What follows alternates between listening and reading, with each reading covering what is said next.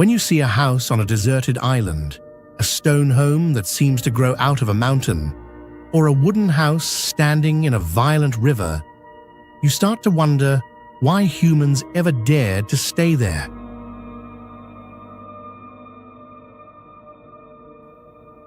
On vertical stone pillars, remote islands in the ocean, and cliffs hanging above deep valleys, tiny structures cling to nature as if one powerful wind could erase them from the world.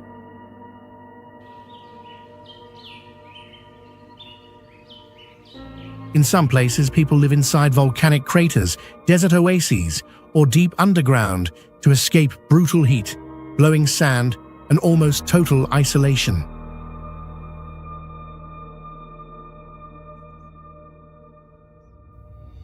Some towns, monasteries, and cave cities are hidden behind rock mountains, buried deep in valleys, or carved straight into cliff walls, making them feel like living secrets of civilization.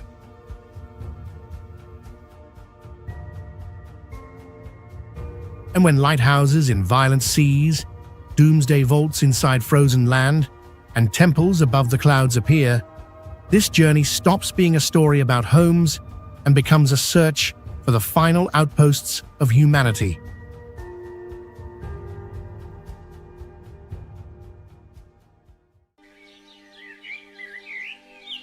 Skellig Michael, Ireland.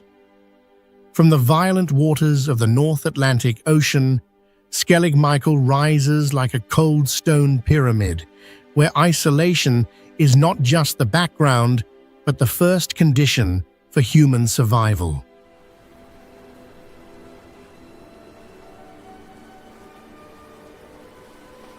This ancient sandstone rock stands 715 feet high, facing winds over 100 miles per hour, while salty air enters every crack and slowly damages both nature and human-made structures.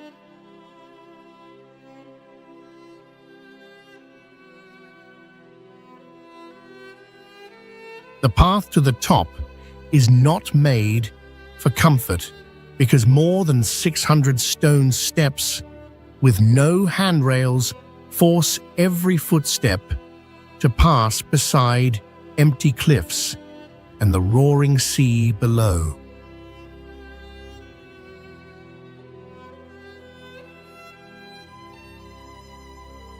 In that brutal environment, the mortarless stone huts have still stood for more than 1,000 years, proving that when purpose is strong enough, humans can turn the edge of the world into a place to endure.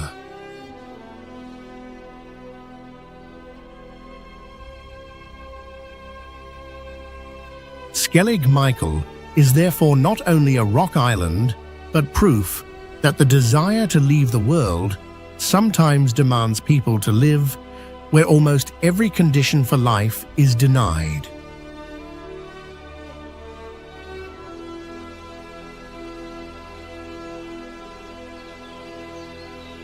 Fanjingshan, China.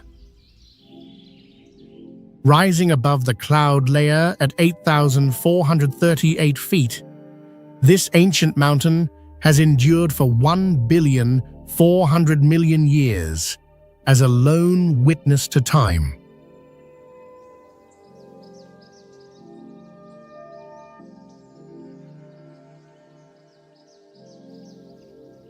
The journey to touch the sky requires iron will, as you must conquer nearly 9,000 steep steps, clinging tightly to the cliffside.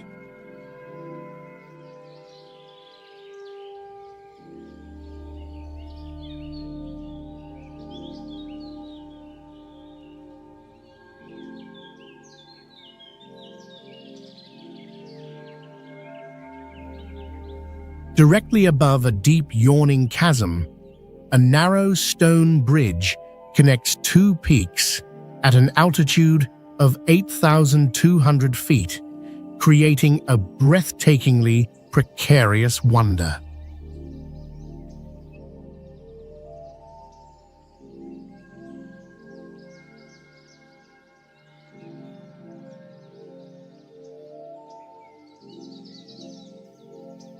This is the exclusive kingdom of the rare Guizhou golden monkeys, spirits from the Ice Age, still remaining amidst the great forest.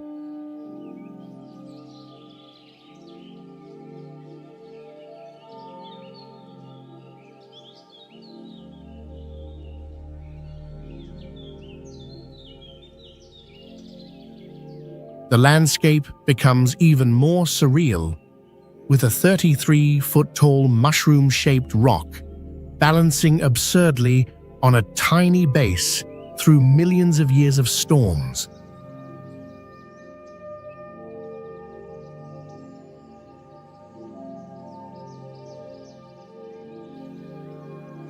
Rising above all earthly worries, this sacred space is where humans find absolute inner peace amidst the floating ocean of clouds.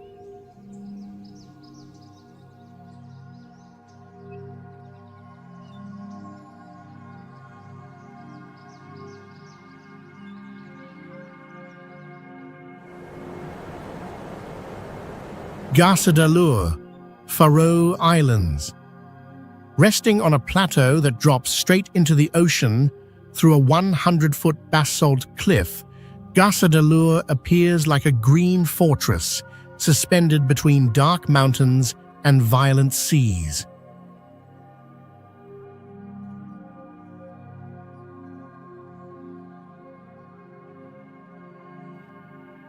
With no forest protection, wind gusts reaching 100 miles per hour constantly tear at every form of life, forcing residents to cover their roofs with heavy layers of grass and soil to stop them from being ripped away.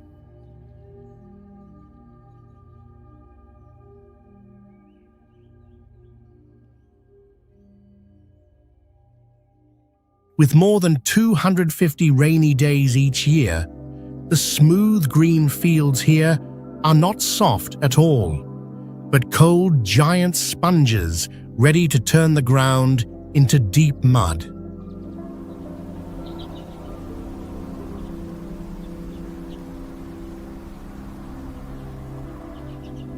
When storms arrive, floodwater mixed with mud transforms the waterfall into an open wound pouring into the sea, while the cliffs roar beneath the dark water.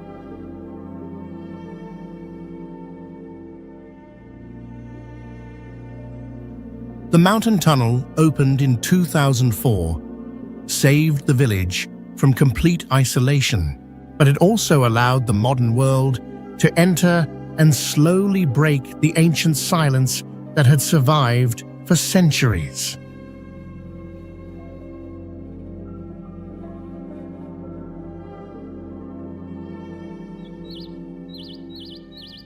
Uros Floating Islands, Peru. To escape the violence of the Inca Empire more than 500 years ago, the Uros people left solid land and created a floating reed nation at an altitude of 12,507 feet.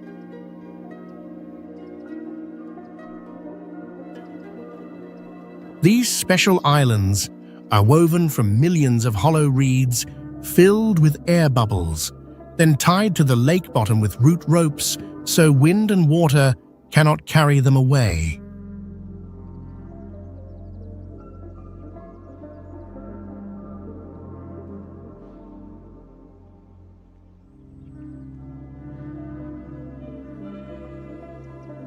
But because the bottom always stays underwater and rots day by day, people must add fresh reeds every 15 to 20 days to keep their home from sinking before the island reaches its short life of about 30 years.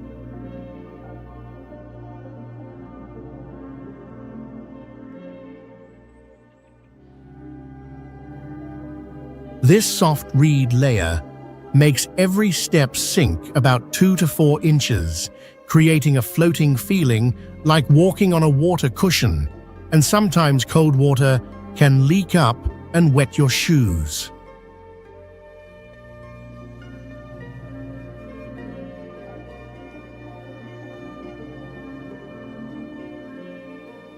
strangest thing is that when families have serious conflicts, they can saw the island in half, pull up the anchors, and let their own piece of land drift to another place on the wide lake.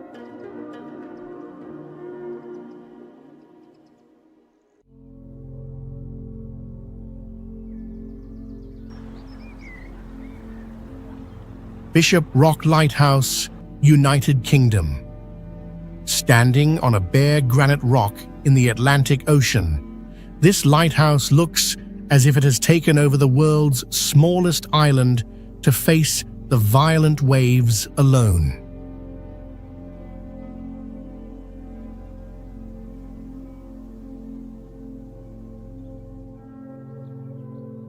To avoid being broken apart by the sea, the 161-foot tower was built from 6,000 tons of granite with dovetail joints, locking the whole structure into one strong block.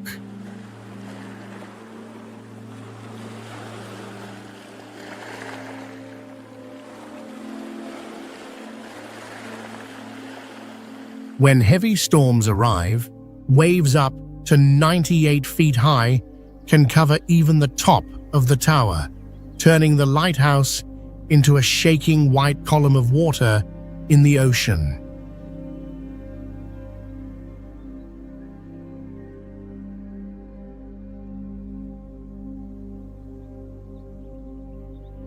Inside the narrow tower, lighthouse keepers once lived alone in 10 tight stacked floors, until it was automated in 1991 and began working by remote control.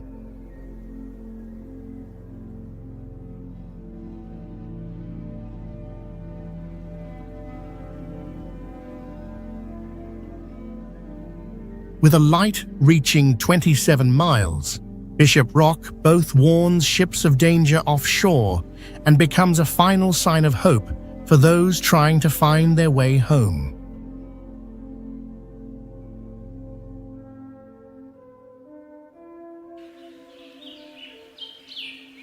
Eagle's Nest, Namibia. In Namibia's dry desert, Eagle's Nest does not try to fight nature, but hides inside giant granite boulders like a shelter that has learned to live through stone.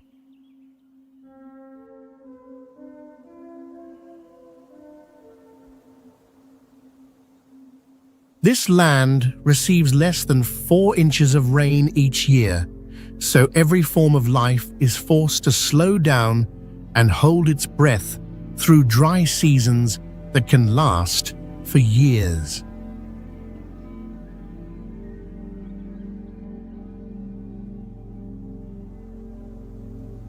The harshness is not only the heat, because daytime temperatures can rise above 104 degrees Fahrenheit, while nights can fall near 32 degrees Fahrenheit, turning one day into a trial between fire and ice.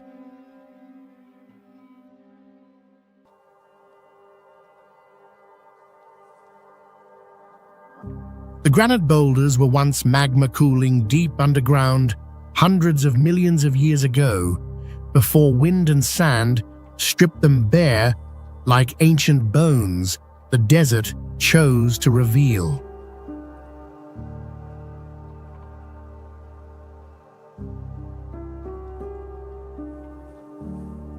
That is why, when the cold night arrives, the stone walls that absorbed sunlight all day slowly release warmth, reminding us that in this lonely place, humans do not conquer nature, but survive only by moving with it.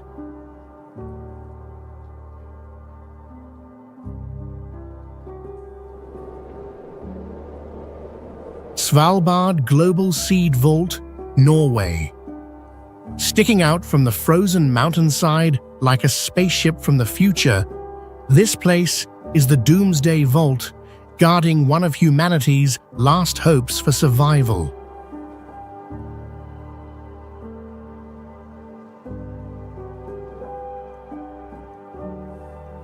Buried 394 feet inside solid sandstone, the vault uses permafrost to keep an ideal temperature of -0 degrees Fahrenheit, even if the power system completely fails.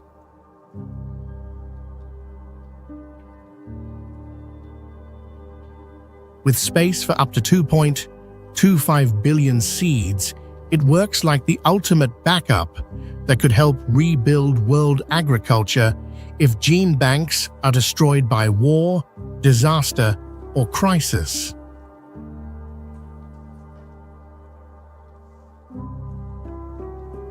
In this frozen outpost at an altitude of 430 feet, seeds from many countries, even places in conflict, rest side by side in silence, like a reminder of unity to protect life.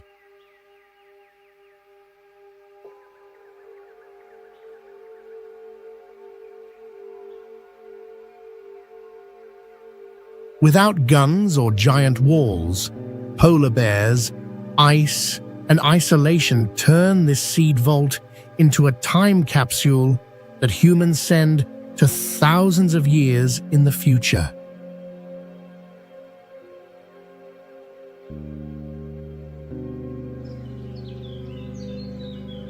Meteora Monasteries, Greece. On sandstone pillars up to 1,312 feet high, these monasteries appear like small fortresses standing beside the cliff edge, placed on top of giant stone fingers rising straight into the sky.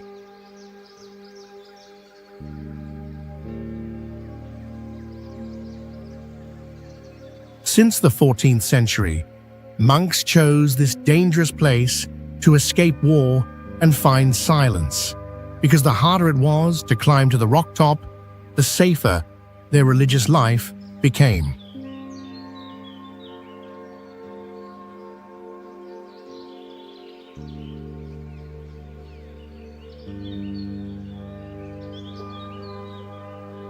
Before the 1920s, when there were no stone steps, people could only reach the monasteries by climbing rope ladders or sitting inside a net, while a pulley lifted them through the open air.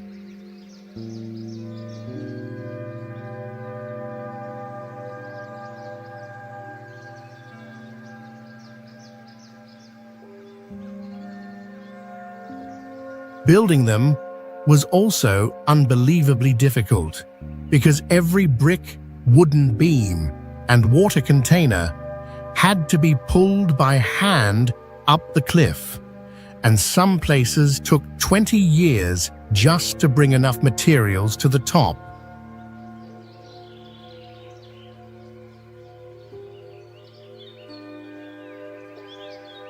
From a golden age with 24 active monasteries, only 6 remain today, standing quietly among clouds and wind as proof of human faith, isolation, and extraordinary endurance.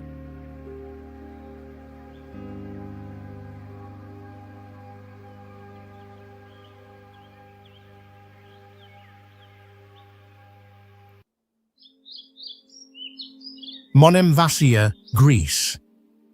From the sea, Monemvasia looks like a silent stone mass hiding an ancient town, as if time itself has closed it off from the rest of the world.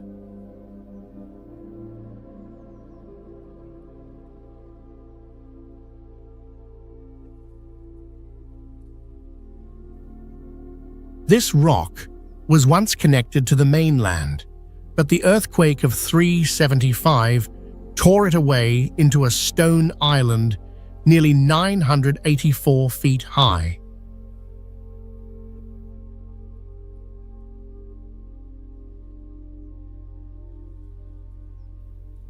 Surrounded by the sea for more than 1,500 years, salty mist has quietly eaten into the mortar, stone walls, and every human mark clinging to the slope.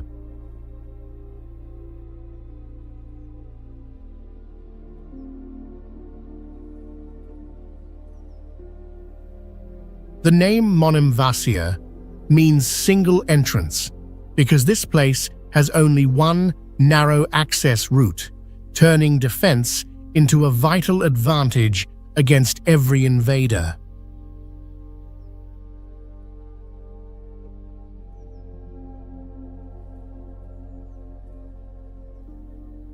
Monemvasia is therefore not only a beautiful town, but proof that sometimes isolation is the strongest wall for preserving an entire civilization.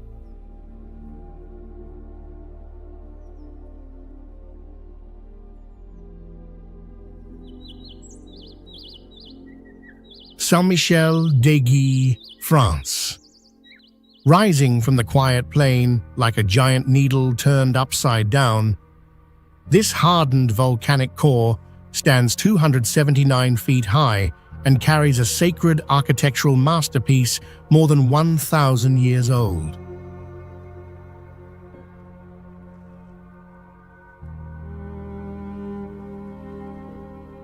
Since 969, skilled builders placed each brick tightly along the cliff, making this hanging church look as if it grows straight from the rock peak, a place often struck by violent storms and lightning.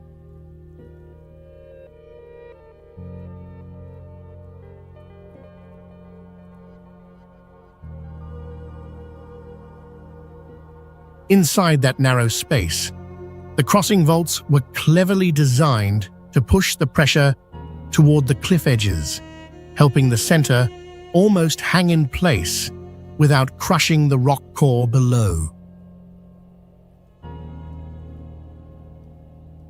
To reach the colorful arch gate at the top, visitors must climb 268 steep stone steps, twisting around the pillar, creating the feeling of walking on the scales of a giant snake.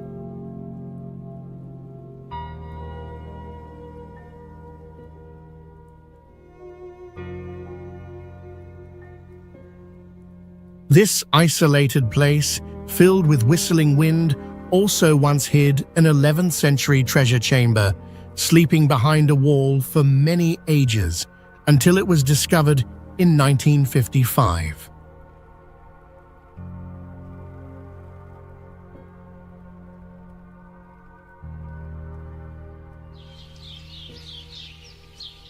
Aogashima, Japan.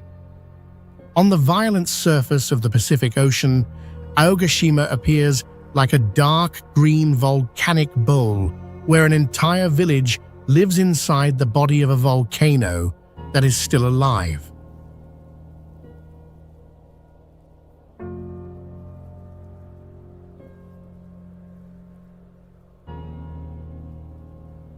The island has a rare double caldera structure, with a smaller volcano rising from the middle of the old crater like a geological wound that has never fully healed.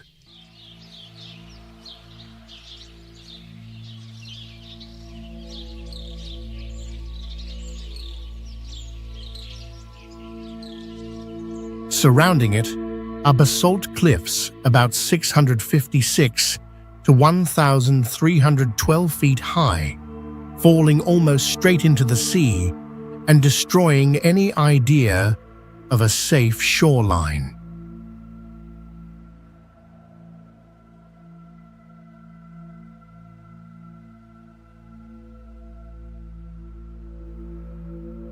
About 222 miles from the mainland, this place is constantly isolated by storms, ocean currents, and huge waves, turning every landing attempt into a gamble with the sea.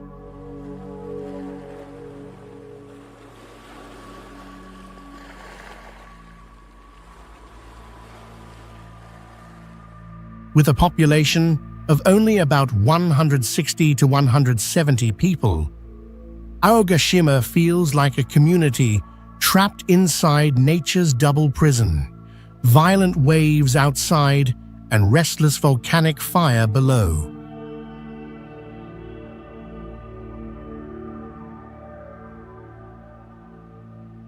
Perched, Australia. In the burning red desert of South Australia, this place appears like a strange survival town, where people do not fight the blazing sun, but choose to hide inside the rock for shelter.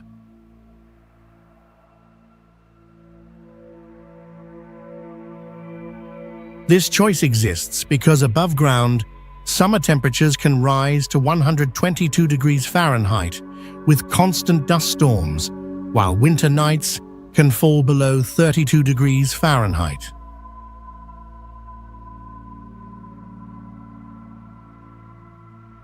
To escape this brutal weather, people dug deep into the sandstone to build homes and community spaces, creating an underground world that stays at an ideal temperature of 73 to 77 degrees Fahrenheit all year. In fact, this unique lifestyle began with the opal mining rush, because the dry land above supplies more than 70% of the world's high-quality opal, and some precious stones even formed inside ancient creature bones. However, the price of that wealth is a dangerous surface filled with about 250,000 abandoned mine holes without fences, making every careless step in the desert a possible fall straight into a dark abyss.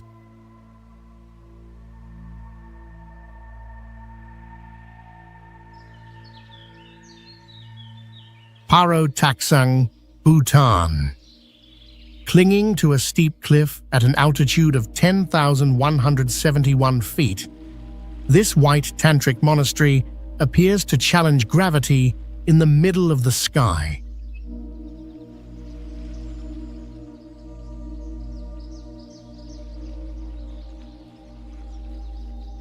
It hangs 2,953 feet above the valley floor, both a daring architectural masterpiece and a place tied to the legend of a Buddha who flew here on a tigress to defeat evil spirits.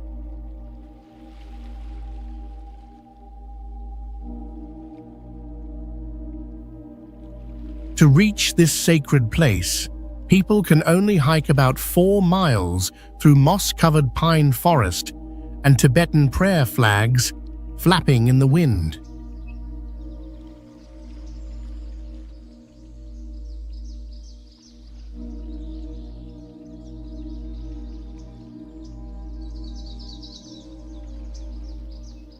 Near the monastery, the journey becomes even more tense when you must cross a narrow stone bridge over a dark gorge with a large waterfall roaring beside it.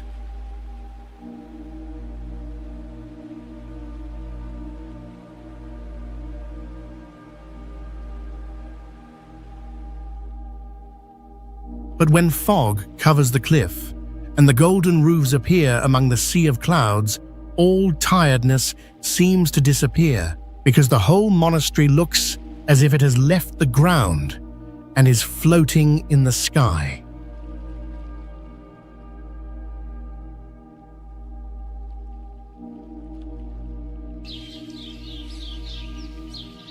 Huacachina Oasis, Peru. Not an illusion created to deceive thirsty travelers, Huacachina is a real piece of life, trapped beneath dunes rising up to 1,600 feet high.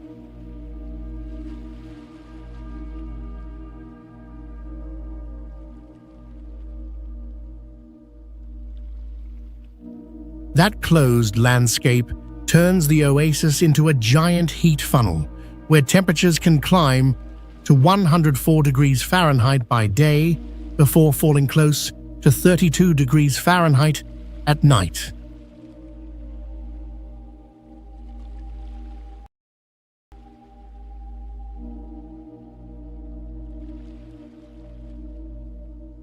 Because rainfall has almost disappeared from this desert, The lake survives only because underground water slowly rises through deep geological fractures.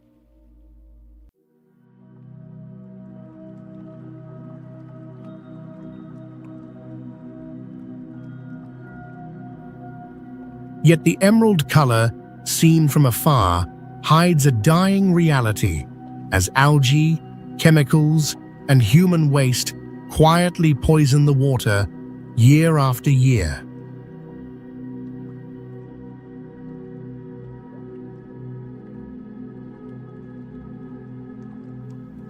Huacachina Oasis is therefore surrounded not only by sand, but also by the pressure of tourism itself, turning the dream of a desert oasis into a warning about how fragile life can be in such an extreme place.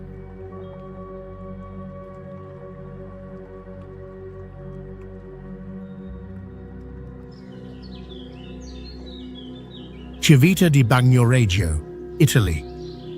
Trapped on a soft rock peak that is crumbling day by day, this place appears like a ghost town more than 2,000 years old, carrying a death sentence with the name The Dying City.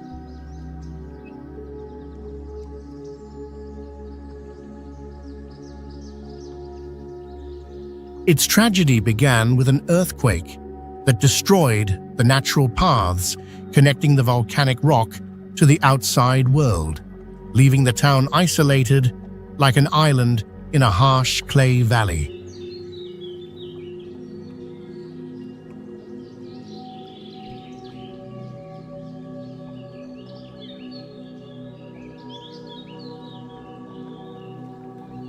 Since then, the narrow and steep footbridge has become the only way to enter this medieval ruin, like the last thin cord keeping the town from falling out of the modern world.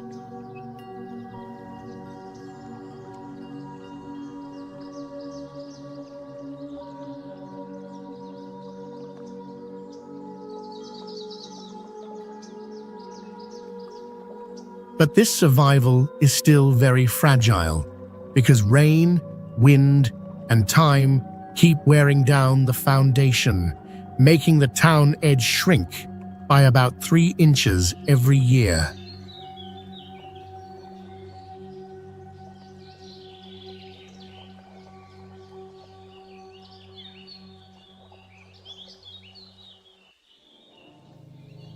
When winter fog covers the valley, this place looks like a castle floating above the clouds, with only about 15 residents staying among the chilling silence and groups of stray cats.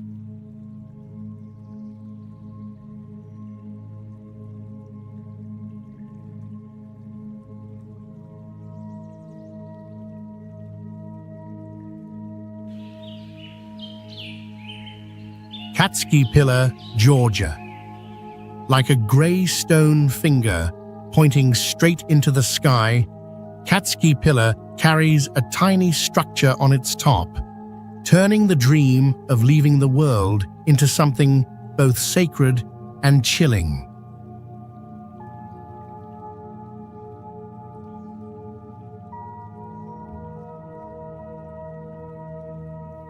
This 130-foot stone column is the leftover core after millions of years of wind and water erosion, leaving behind a lonely limestone mass with almost no support.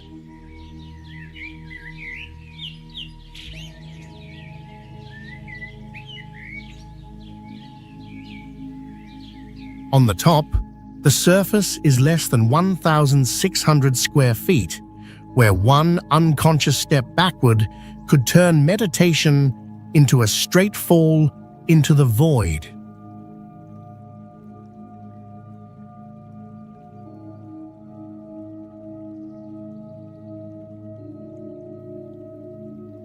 Because it is made of limestone that can be slowly dissolved by acidic rainwater, its existence feels like a slow clock being shortened by nature century after after, century.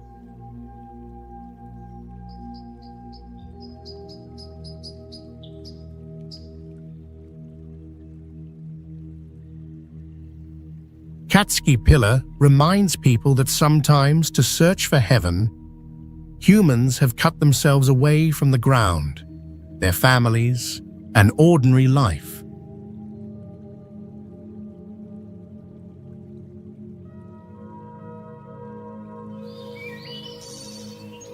The river house on the Drina, Serbia. In the roaring current, the house on the Drina clings to a lonely rock like a small wooden box, challenging the whole river.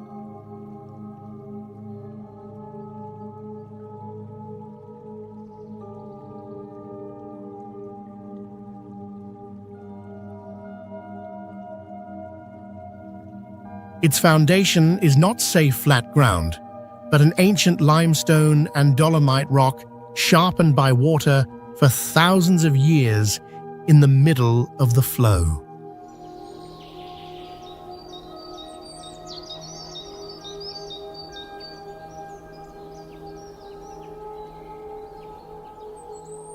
When snow melts or floods arrive, the water flow can rise above 35,000 cubic feet per second, and the river level can climb more than 15 feet in only a few hours.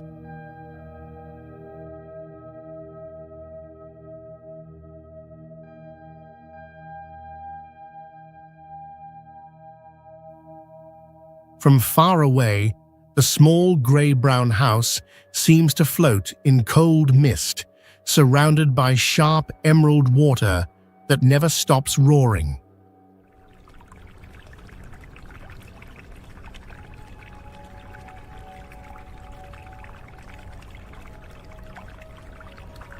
Born in 1968 from a few wooden boards used by teenagers for sunbathing, this structure reminds people that nature always has the power to erase any place humans try to claim.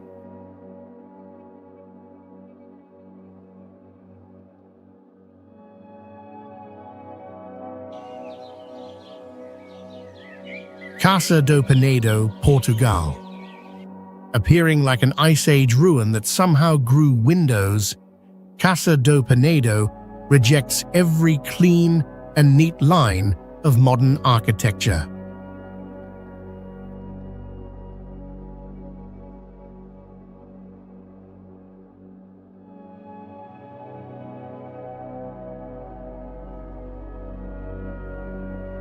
Instead of standing on a normal concrete foundation, the house is tightly trapped between 4 giant granite boulders buried deep in the ground, turning it into a primitive stone fortress.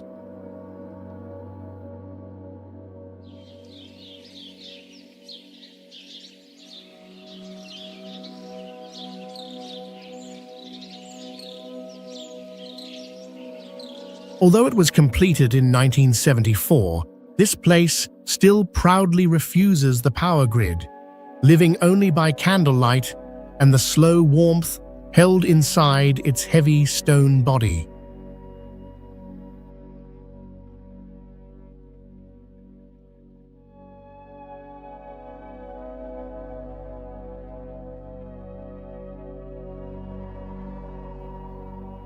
Resting on a windy green grassland, that dark rock mass even carries a water pool carved straight into natural stone to collect the freezing rain.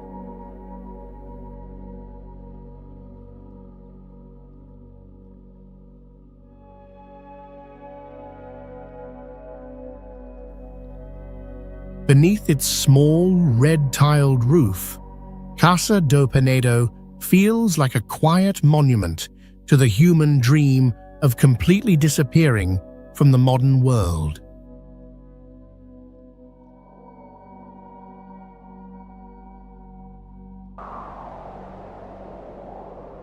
The house on Elidey Island, Iceland.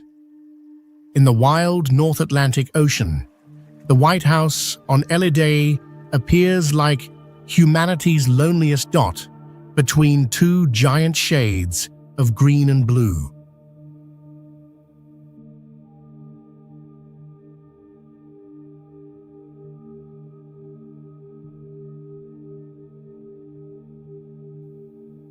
This island is actually a hardened block of magma from an underwater volcanic eruption about 5,000 to 6,000 years ago.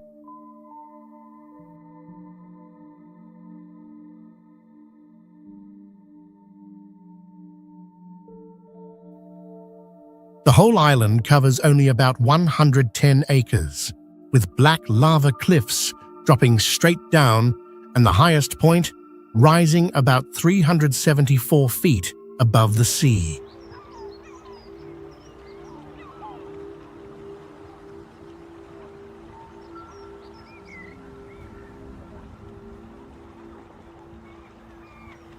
The isolation here is not as romantic as social media imagines because there are no rivers, streams, or underground springs, so every drop of fresh water must wait for rain.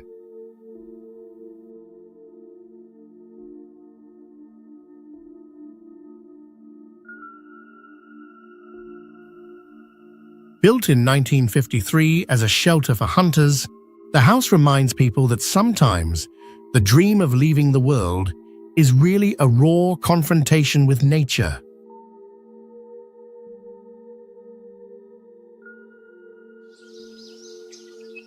Wooden churches of Arkhangelsk, Russia.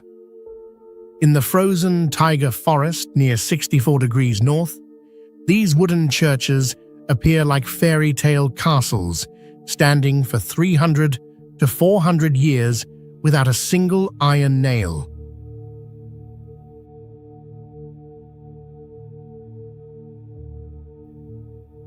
Ancient craftsmen joined pine logs more than 100 years old with flexible wooden joints, helping the buildings expand with the seasons and survive cold down to -40 degrees Fahrenheit.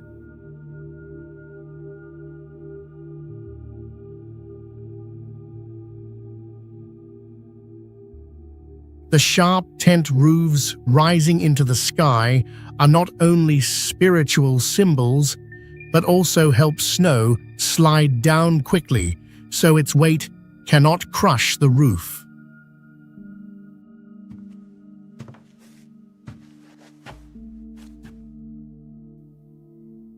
Most special of all, thousands of aspen shingles called lamesh slowly turn metallic silver, making the churches shine like they are covered in silver scales under sunlight or moonlight.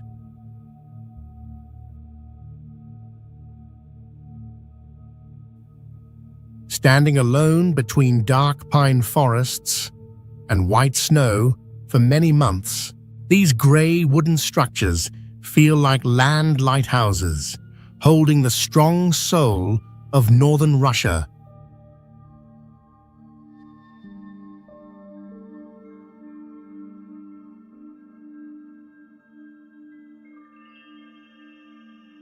Hermitage of San Colombano, Italy.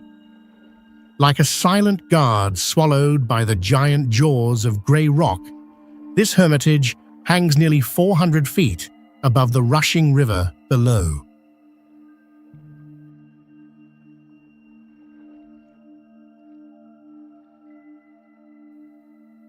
The structure was built inside the cave tied to the legend of Saint Colombano, defeating a sacred dragon, and it uses the natural mountain vault itself as its ceiling and walls.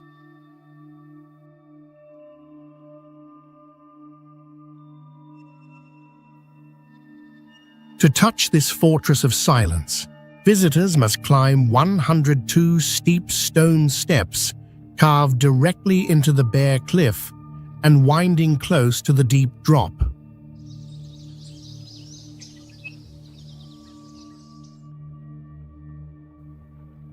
Thanks to the overhanging rock shielding it like a giant umbrella, the inside space stays cool, and the delicate frescoes have been protected from weather damage for hundreds of years.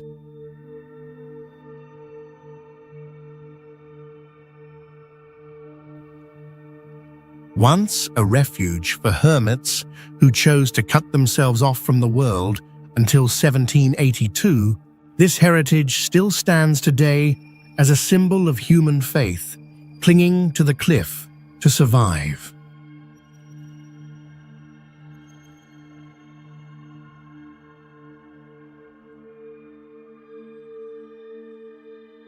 Phugtal Monastery, India, clings to the cliff like a giant stone beehive where faith and mountain seem to merge into one form.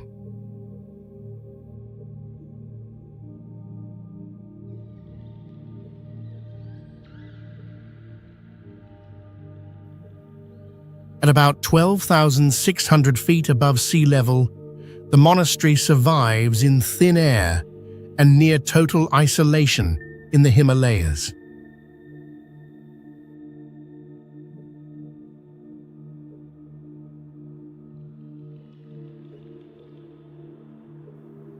Far below, the turquoise Lungnak River winds through the deep canyon and brings a touch of life to the dry, rocky world.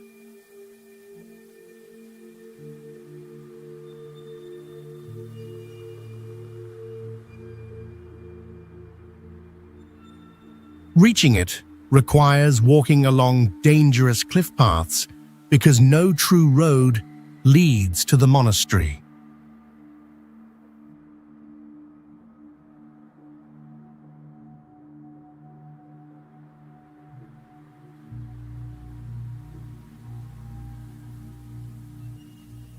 Deep inside the central cave, a sacred spring is believed to have never run dry, quietly sustaining the monks for centuries.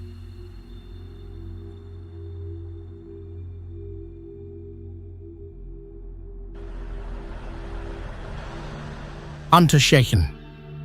Leave the noise behind, and you find a village held tightly between giant limestone walls rising thousands of feet, making the whole valley feel like a closed bowl of stone.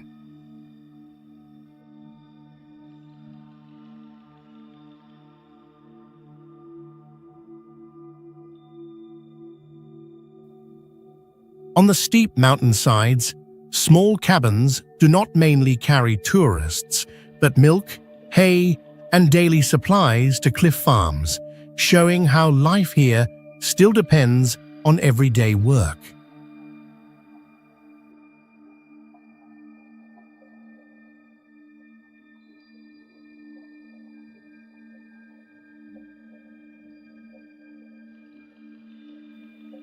Winter makes it even harsher, with snow sometimes deeper than 10 feet, and the danger of avalanches always hanging over the narrow slopes.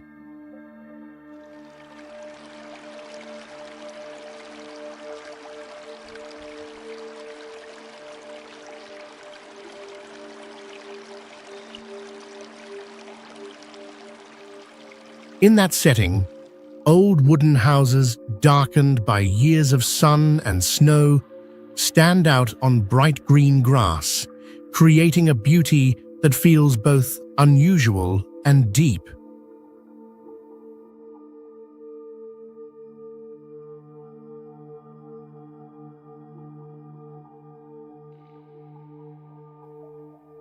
But this place is never lifeless, because falling water from the mountainsides mixes with cowbells and becomes the true rhythm of an old farming land.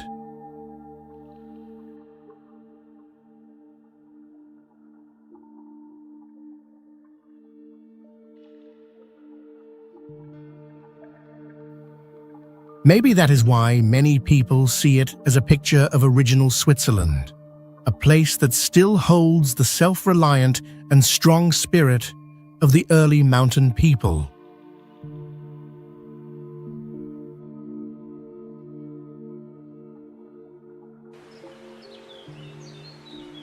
Staubifall. The name of this waterfall means dust, because from far away it already looks like a white storm flying between dark cliffs.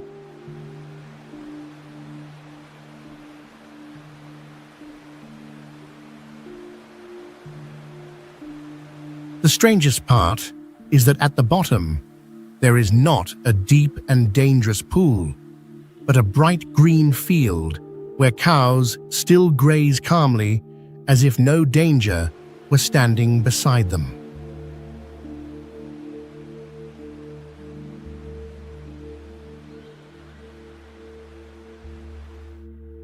That is why the sight of this violent waterfall crashing down beside a few small wooden huts in such a peaceful meadow feels almost unreal.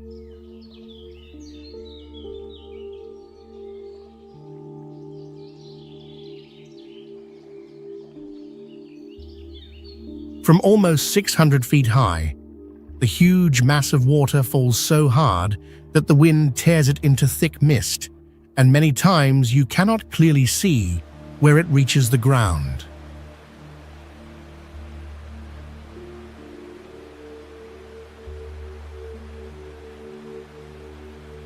Even though the valley itself is very quiet, the roar of the falls keeps sounding like thunder, shaking the air and making people feel much smaller.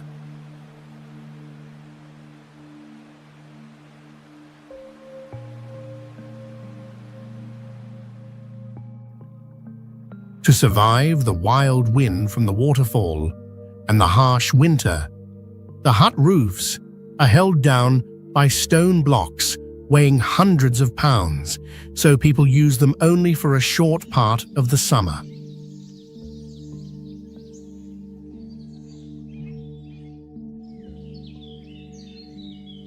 Sonogno.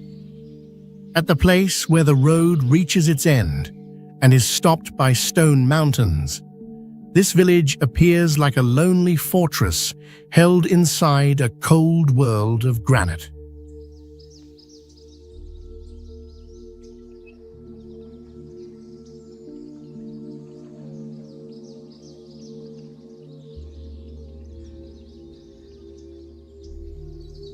As evening comes, the narrow stone lanes and grey walls make the whole place feel even quieter, as if time itself had forgotten it among the high mountains.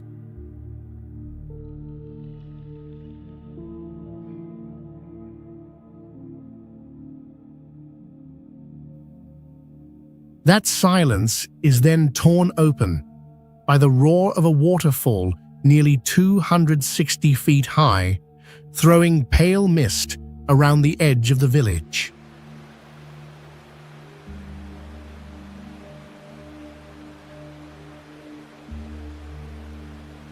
In that far-end world, the old stone houses have stood close together for centuries, built from heavy blocks to resist winter and snowstorms.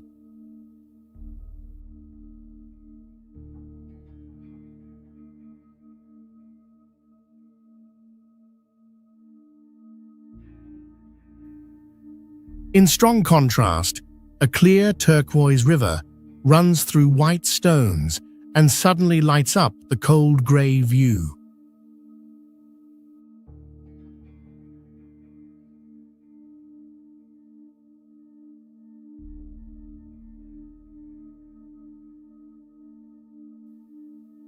Today, fewer than 100 people still live here, and the old paths, dark doorways, and slow rhythm make it feel like a piece of the Middle Ages left at the end of the world.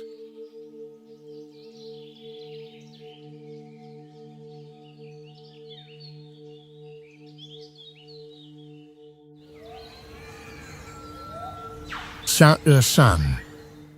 Saint-Ursanne feels like an enchanting living museum, resting quietly in the Jura Valley with its medieval beauty still remarkably preserved.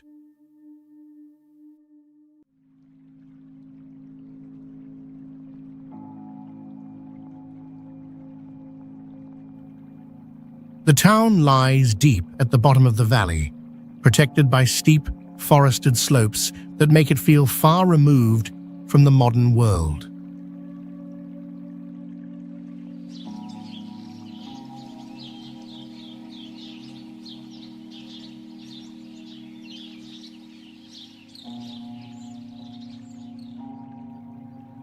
At its heart stands the old monastery and its carved stone cloister, where Romanesque strength and Gothic elegance meet in the same sacred space.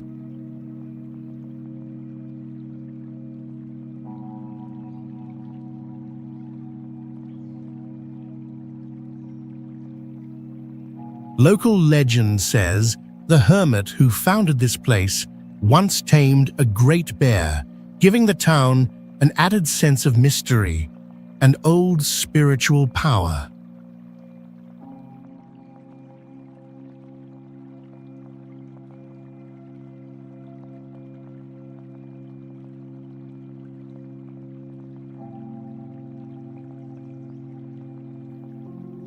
The clear Doubs River reflects the famous four-arched stone bridge so beautifully that the whole scene seems to float between water and memory.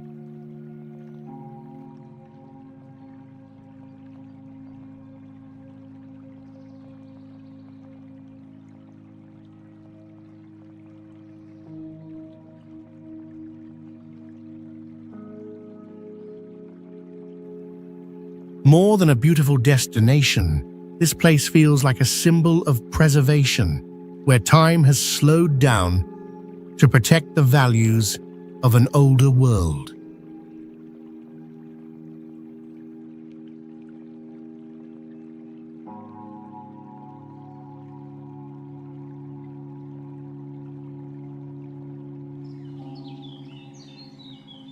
Grindelwald. Hidden under the shadow of huge rock walls, this village has a gentle beauty with bright green grass and fragile wooden houses.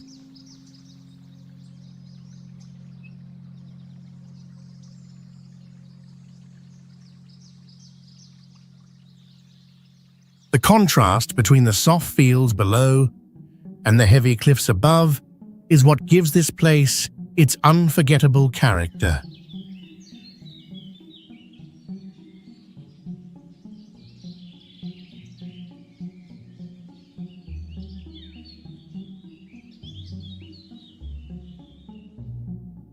To avoid being destroyed all at once by avalanches, the houses were built far apart on the steep hillside.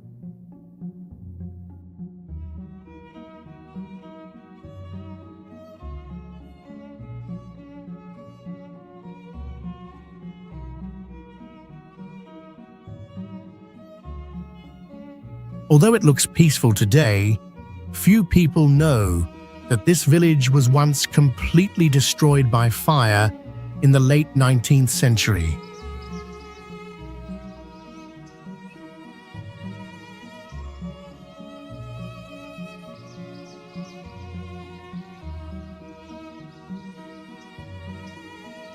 To see the full landscape, you can feel your heart race while walking on a steel mesh path fixed directly into the steep cliff.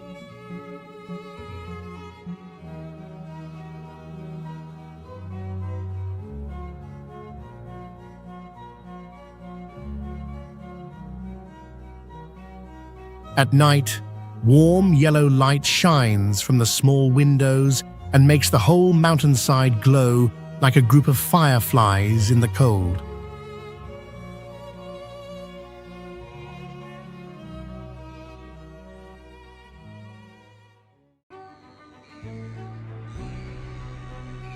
In a crowded and noisy world, there are still lonely structures standing in places almost completely separated from human life.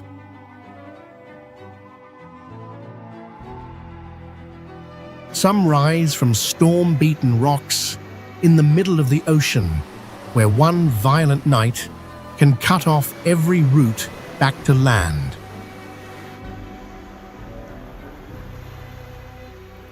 Others cling to cliffs, mountain peaks, remote forts, and frozen ridgelines protected only by stone, steel, and narrow paths beside the abyss.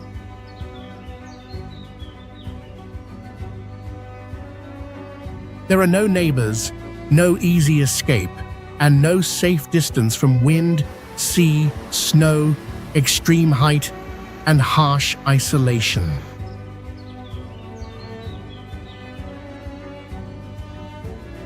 In this journey, we step into the most dangerous and lonely houses on Earth, where humans have built their shelters on the fragile line between beauty, fear, and the violent power of nature.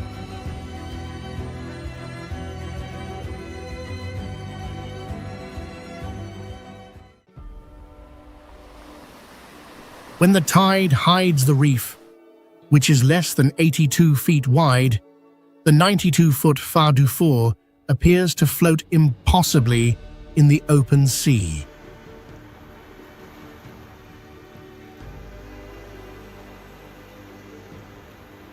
During winter, every square foot of its surface can face nearly 3 tons of water pressure, enough for waves to rise and cover the entire lantern within seconds.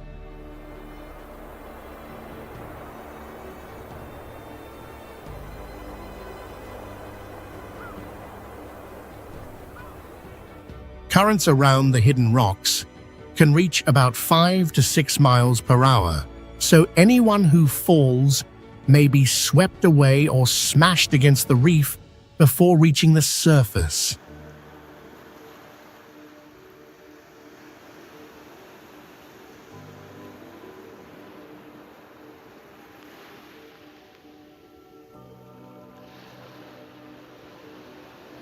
From 1869 to 1874, workers could build for only a few hours at low tide, fitting granite blocks tightly together so the sea could not break the base apart.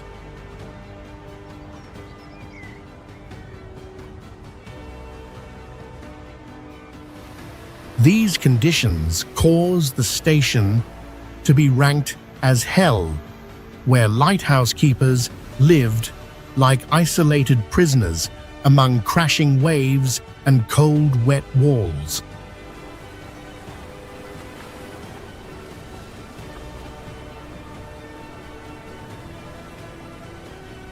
After automation in 1993, the door was locked, leaving an empty tower where machines still shine through the violent sea.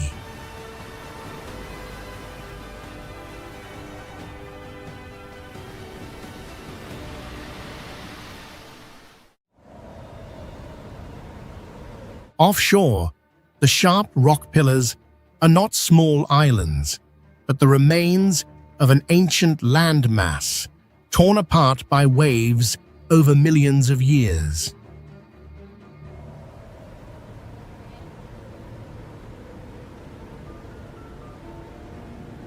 Nugget Point receives ocean winds above 62 miles per hour because nothing blocks them, strong enough to knock a person off balance near the edge.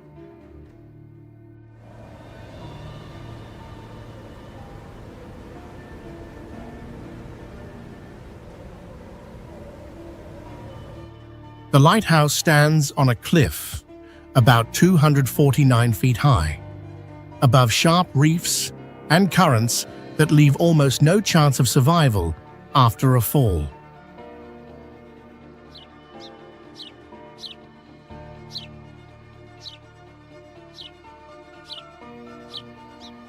More dangerously, the fragile sedimentary rock is still being cut away by waves, causing the cliff beneath the foundation to retreat farther inland.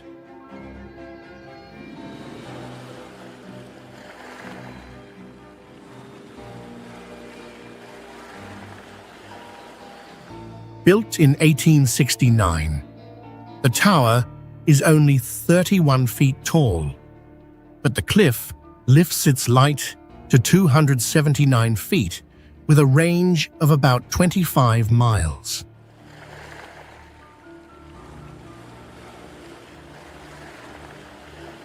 Before roads existed, storms often blocked supplies for weeks, leaving the keepers isolated inside a white house surrounded by black rock and violent water.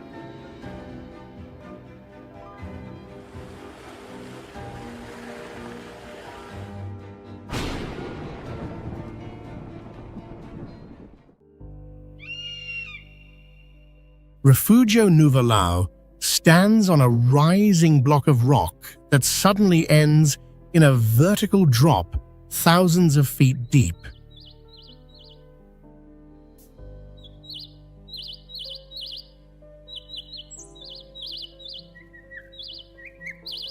The empty space opening directly behind the terrace makes the building look like an eagle's nest, holding onto the final piece of mountain before the land disappears into the air.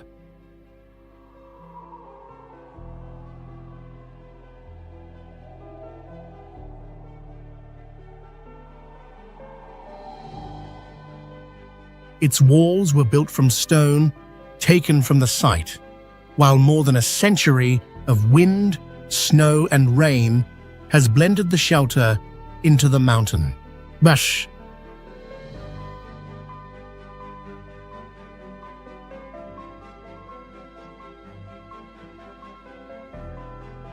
From the balcony, there are no gentle green fields, only countless rough stone towers forming a sharp and severe horizon.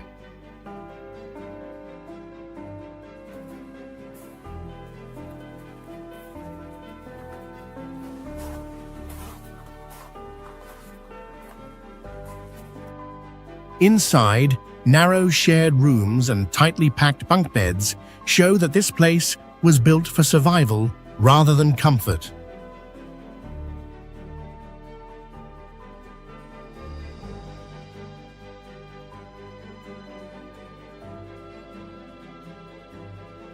With no paved road or cable car reaching the door, every visitor must cross a rocky trail before finding Refugio Nuvolao in this isolated mountain world.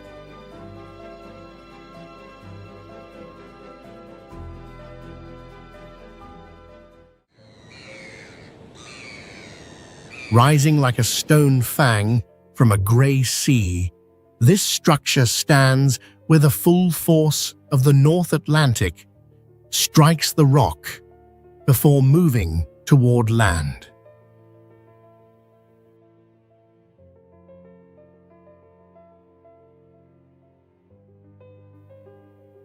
Fastnet was built on the peak of an underwater mountain made of quartz slate, where rogue waves can rise about 157 feet and swallow the entire tower.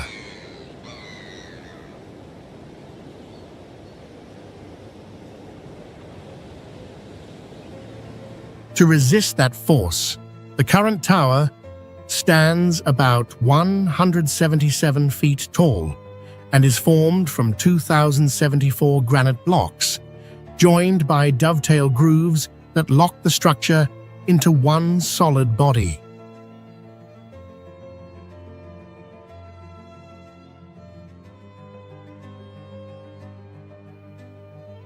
This design came after the first iron tower shook so violently in storms that its rivets bent and broke away from the frame.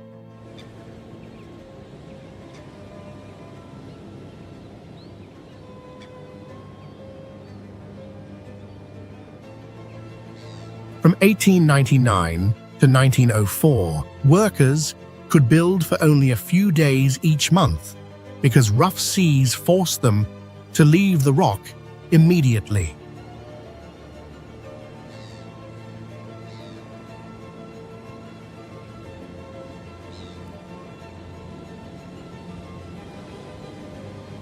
Before automation in 1989, lighthouse keepers were sometimes trapped for months with crashing waves, darkness, and isolation strong enough to wear down the mind.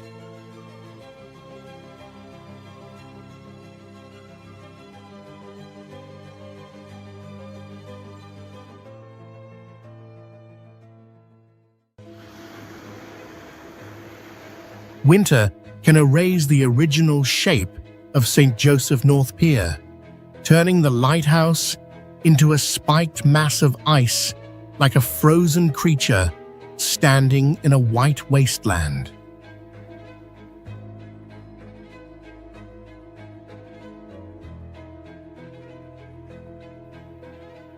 In temperatures from -4 to -22 degrees Fahrenheit, wind lifts fresh water onto the iron tower, where every drop freezes instantly and gradually forms a shell weighing tens of tons.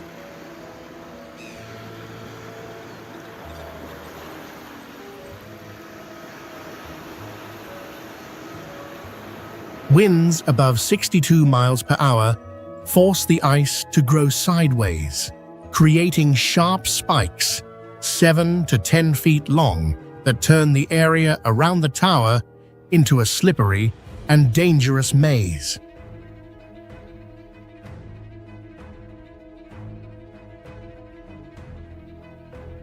To withstand both waves and tens of tons of ice, the outer tower rises 36 feet and is built from thick metal plates that prevent its structure from bending under the weight of winter.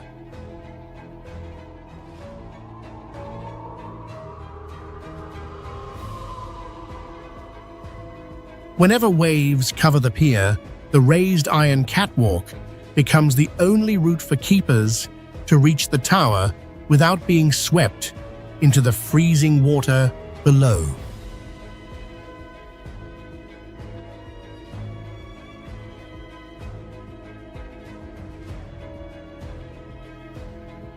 Most ironically, ice can completely seal the lantern room, trapping the light inside and making the guiding structure disappear exactly when the danger is greatest.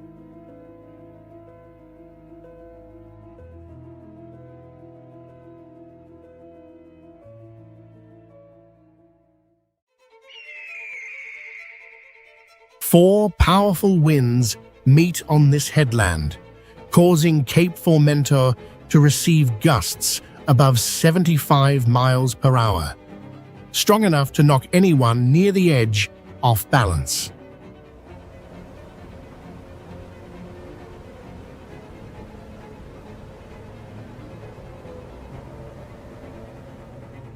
The lighthouse stands on a limestone cliff about 689 feet high, where a fall could last 6 to 7 seconds before reaching the sea.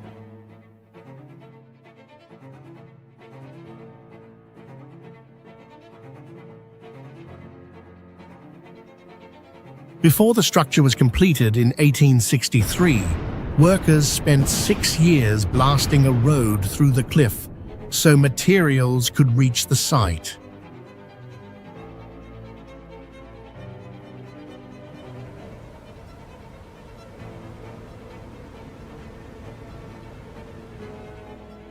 The work was so harsh that the local bishop allowed them to work on Sundays, something almost unacceptable in the 19th century.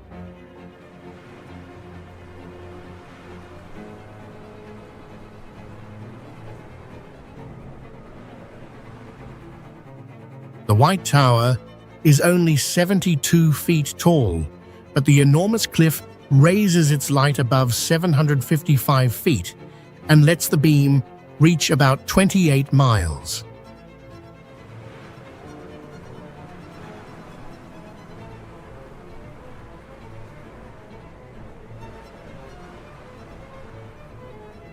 Standing out against grey limestone and dark blue water, this lonely lighthouse sits behind low barriers where one sudden gust can turn a wrong step into an unstoppable fall.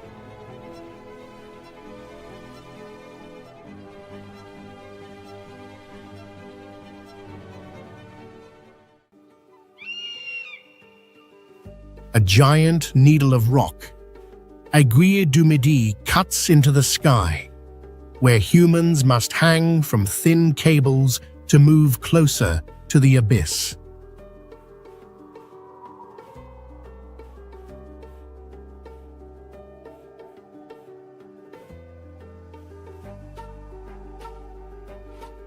It is surrounded by white snow, black rock, and deep blue cracks beneath glaciers that never stop moving.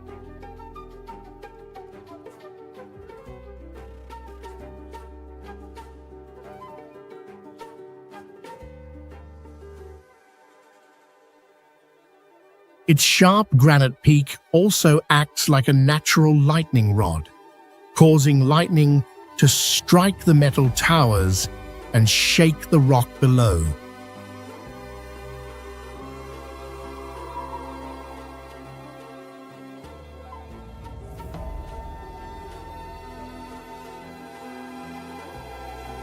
With no nearby mountain to block the weather, this place faces winds of up to 137 miles per hour, strong enough to lift a person from the ground.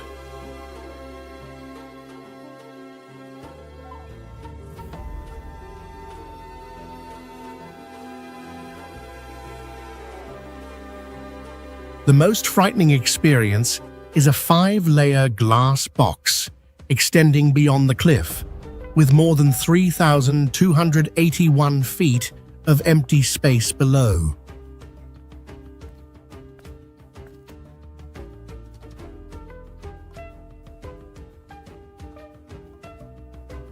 When cable cars carrying dozens of people look like tiny dots in the sky, Aiguille du Midi reveals how small humans are beside the enormous mountains.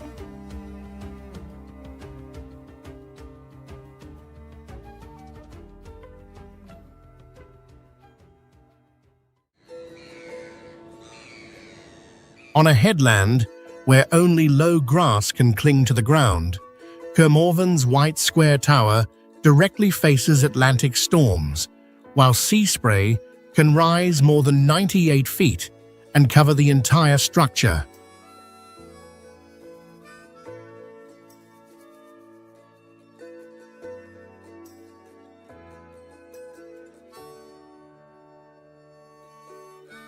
Currents around the reefs can reach about 9 to 11 miles per hour, so a ship that loses power may be pushed onto the rocks within minutes.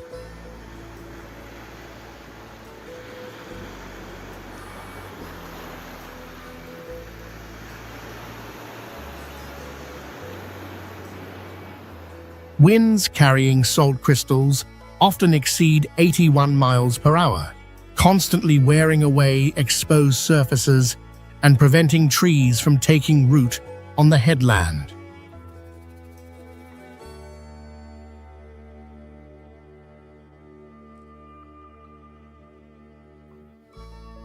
Unlike round towers designed to reduce wind pressure, Kermorvan rises 66 feet with a square body, forcing its base to be built from massive stone blocks so it would not be broken by storms.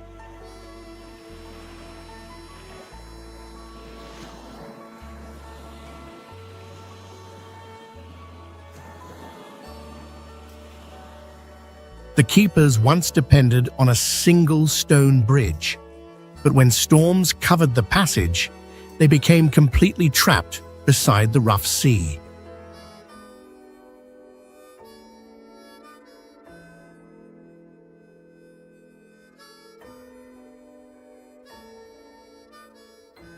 Today, the tower remains locked, while its red light continues to reveal the reefs, making it feel like an empty house where only machines stay awake with the darkness.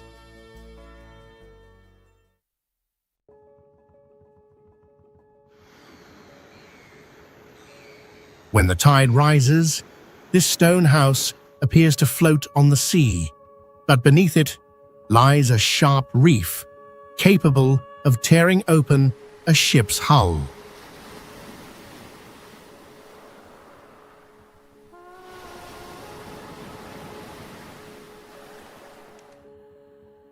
Ram Island Ledge light stands on a strip of rock that appears only at low tide, then disappears beneath about 10 to 13 feet of water when the tide returns.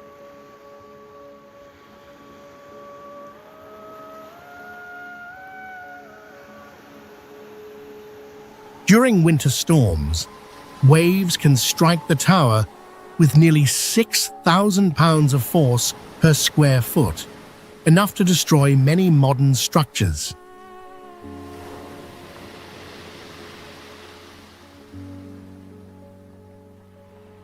To survive that pressure, the tower rises about 72 feet and is built from granite blocks weighing up to 4 tons, locked together with dovetail joints.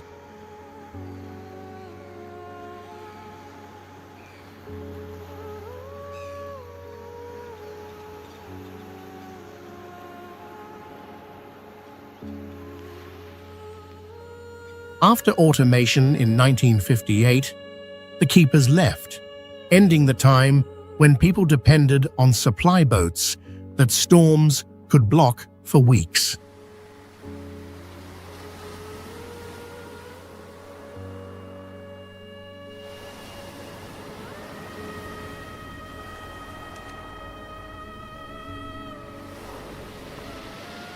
Every 6 seconds, 2 flashes cut through the thick fog, making Ram Island Ledge Light look like a lonely house still trying to guide ships across a sea determined to swallow it.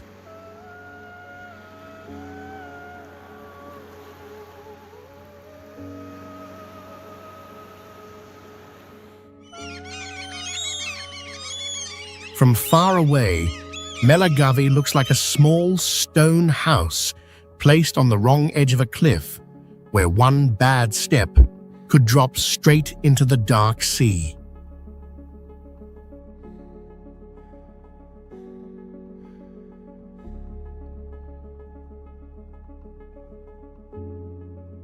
The water below lies on a fault zone, stretching about 1 inch every 2 years, leaving the rock around the lighthouse under quiet seismic pressure.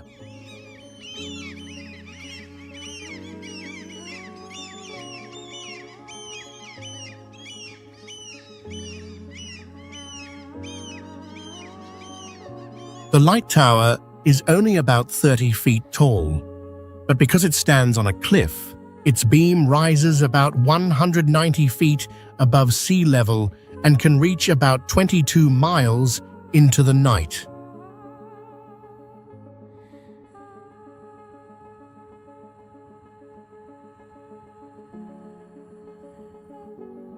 Right below the cliff, rising wind from the sea can become violent, while the water drops quickly into a trench more than 2,950 feet deep.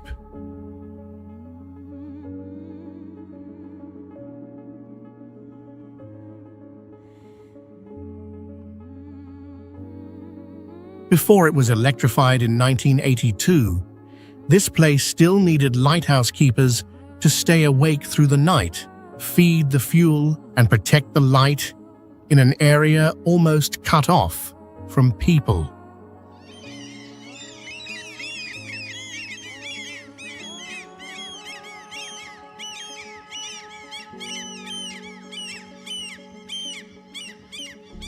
When Melagavi flashes exactly once every 10 seconds, it no longer feels like a maritime structure, but like the last house still sending a sign of life from the cliff edge.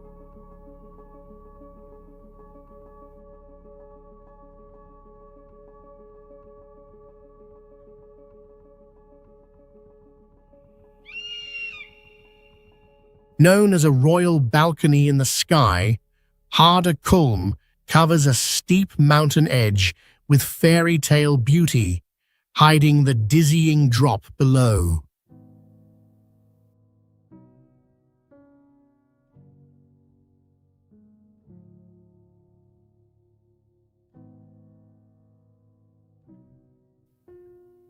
To reach an altitude of more than 4,265 feet, visitors ride a rail funicular over 100 years old that climbs along the mountainside.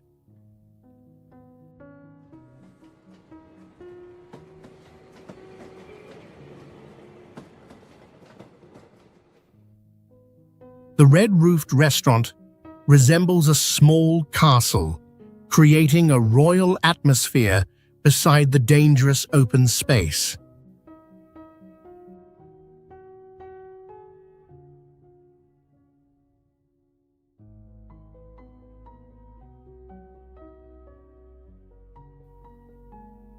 That illusion disappears on the steel platform, extending beyond the cliff like the bow of a ship, where a glass floor forces visitors to look into the deep forest below.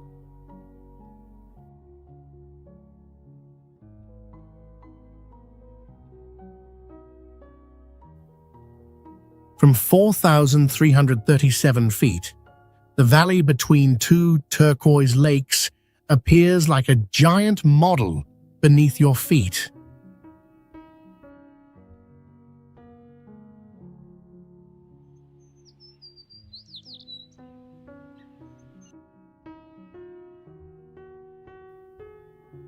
Across the horizon, three icy mountains higher than 13,123 feet form a white wall, reminding humans how small they remain before nature.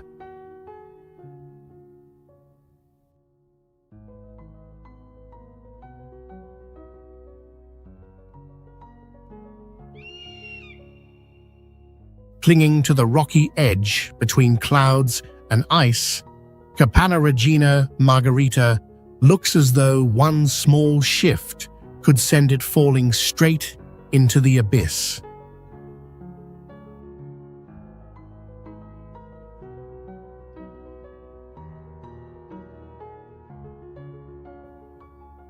At 14,941 feet, it is the highest building, shelter, and observatory in Europe, where the thin air turns the sky a deep blue.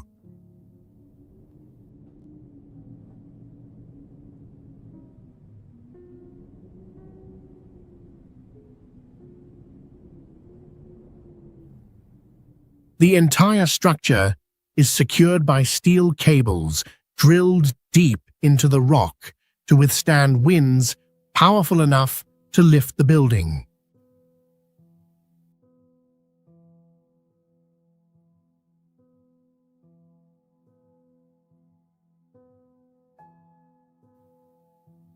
It was named after the Queen, who personally climbed here in 1893 for its opening, turning the journey into a symbol of courage.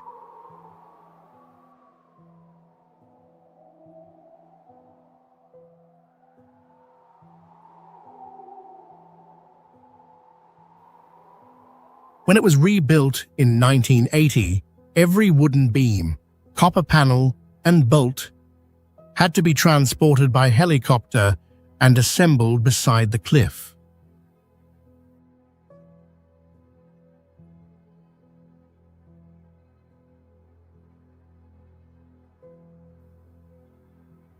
In a place where breathing is difficult and one wrong step can be fatal, the hut still stands as proof that limits are meant to be overcome.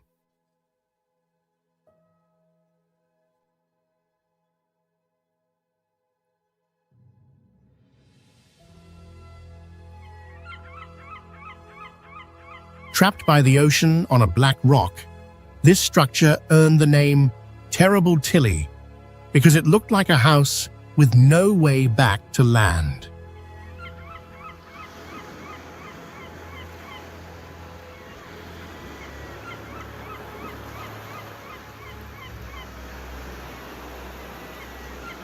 Tillamook stands on ancient lava basalt about 1 mile from shore, where deep water and strong currents make every approach dangerous.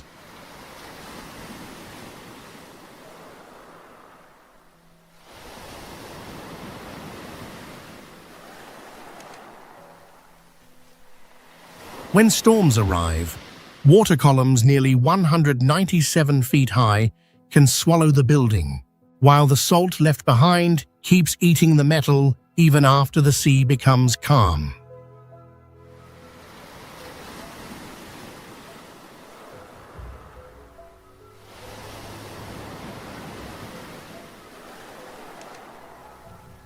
To create a building platform, workers hung from the cliff and used explosives to remove more than 26 feet from the top in powerful winds.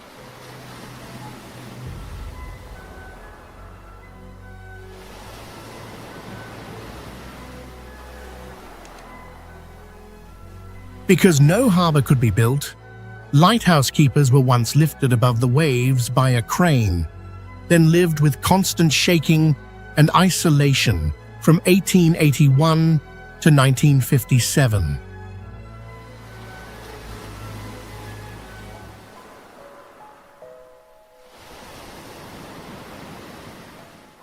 After it was abandoned, about 30 urns of human ashes were stored inside, making the lonely house at sea feel even more like a fortress for the dead.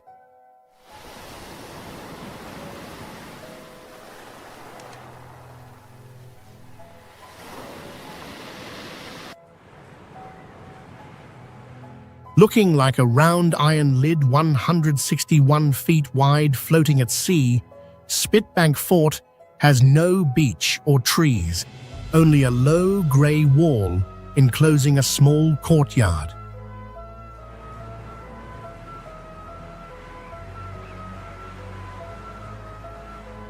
The entire fort rests directly on a sandbank about 20 feet underwater, while tidal currents near 5 miles per hour constantly sweep around its foundation.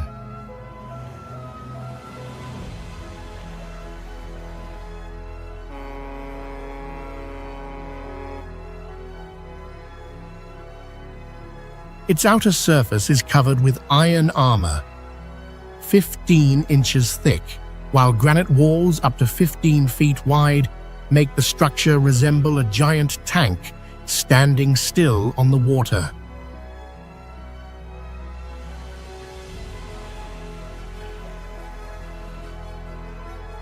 Beyond its brick corridors and low curved ceilings, the interior still carries the heavy feeling of a 19th century military prison.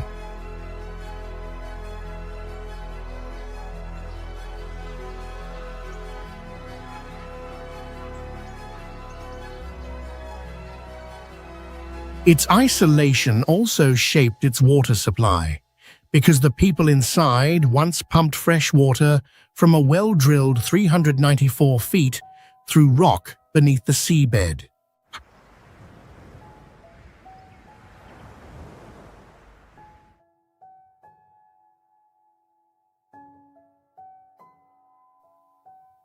Although the ammunition rooms are now 9 luxury bedrooms, its prison-like shape and the deep sea around it still make the fort feel like a lonely house with no escape.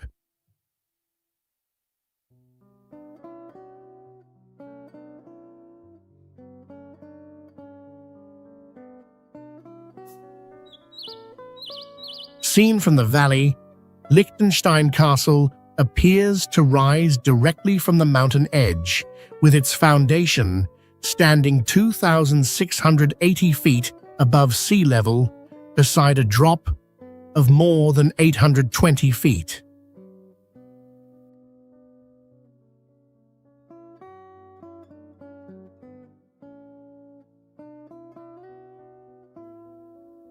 The structure rests on cast limestone formed around 150 million years ago, but rainwater continues to widen the cracks and hollow chambers beneath it.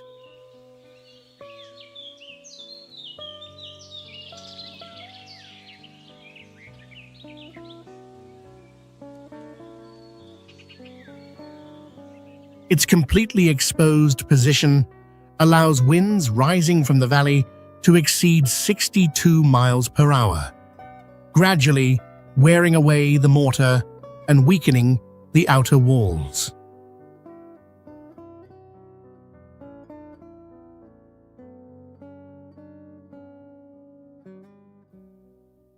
The difference between hot summers and winters below 32 degrees Fahrenheit also forces the stone and brick to expand and contract repeatedly, creating more small fractures inside the structure.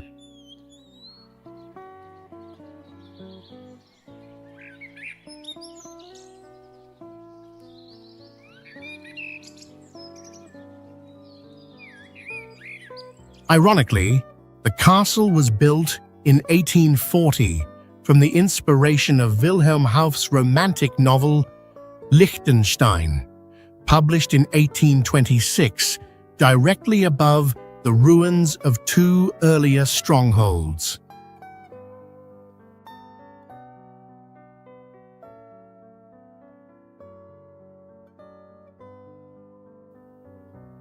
When fog hides the rock base and bridge, the entire castle appears like a white island floating above a cold sea of clouds.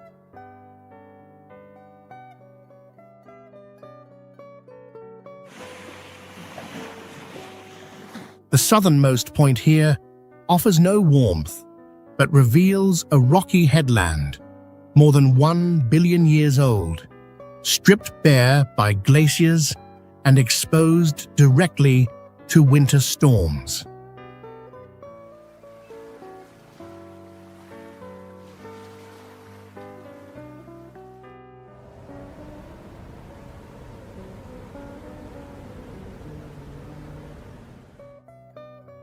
When fog forms because of temperature differences between ocean currents, visibility around Lindesen can disappear completely, leaving ships unable to see the reefs directly ahead.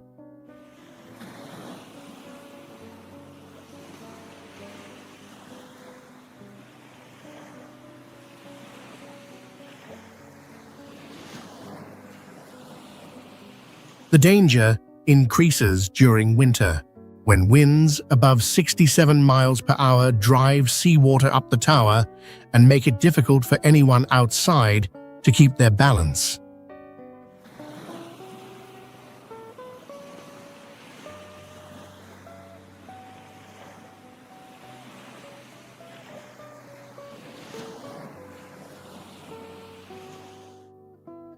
Its first light came from only 30 weak tallow candles, then depended on keepers who shoveled coal every day through freezing cold and black dust.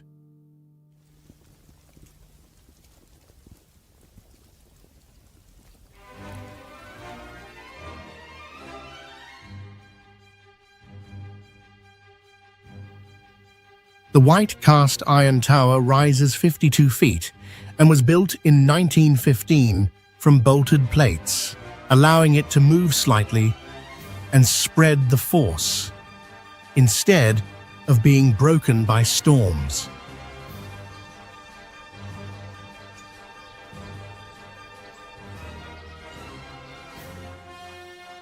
Among black rocks, white sea foam, and old war bunkers, the last lighthouse keepers still remain, making Lindesen feel like one of the few lonely houses still inhabited in the age of automation.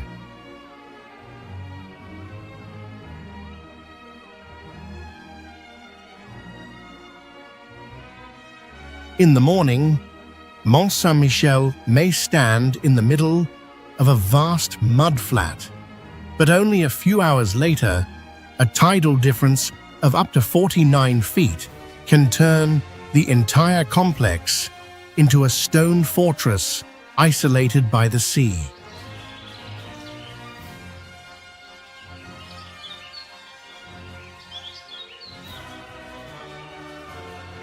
The water moves at only about 4 miles per hour, yet the bay is so flat that it can cover nearly 9 miles of mud and cut off the return route before walkers recognize the danger.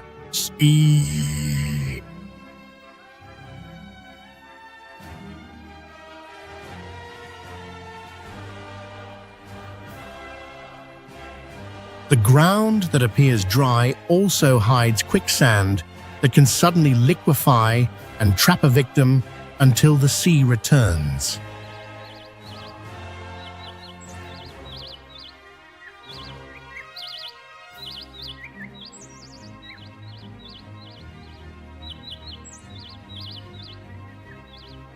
On a granite rock that survived millions of years of erosion, people spent more than 500 years pulling heavy stones up steep slopes to build this medieval complex.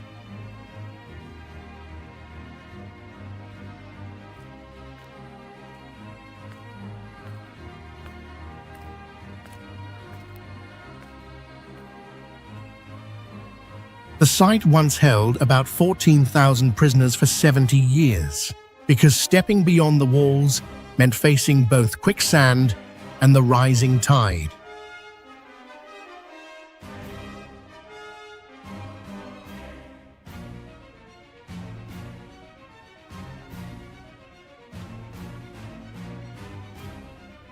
Although millions of tourists visit, only around 30 to 40 people live here permanently, and when the water rises, the entire mountain stands alone in the sea, separated from the mainland by water.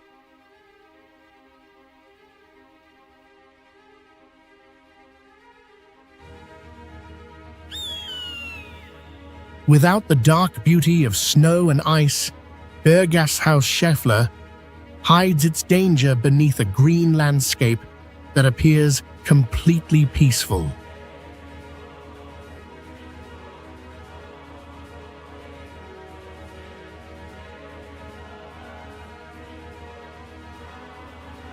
The refuge balances on a narrow, winding ridge, making the entire mountain look like the sharp backbone of a giant dragon.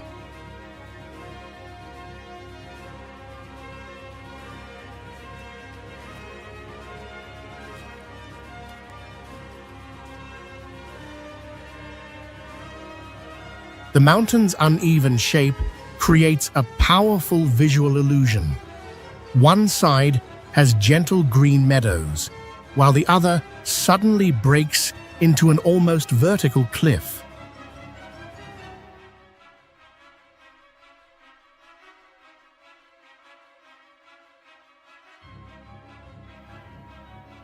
The grey limestone layers were compressed and bent into enormous folds, preserving evidence of tectonic collisions from millions of years ago.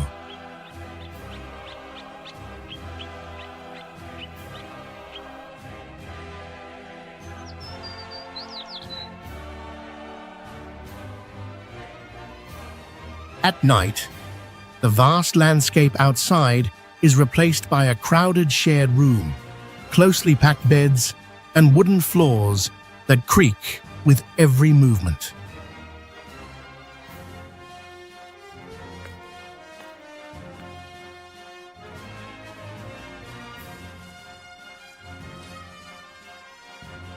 When fog erases the edge of the abyss, cowbells rising from the valley echo across the cliffs, making the peaceful landscape feel haunted by a danger that can no longer be seen.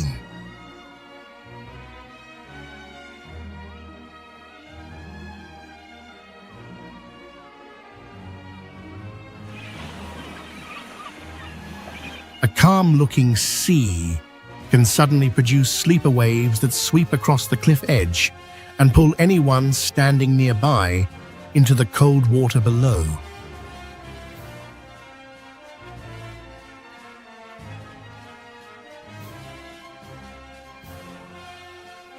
Anyone swept into the water around Pigeon Point may suffer cold shock because temperatures remain near 50 to 55 degrees Fahrenheit, causing loss of muscle control and possible drowning within minutes.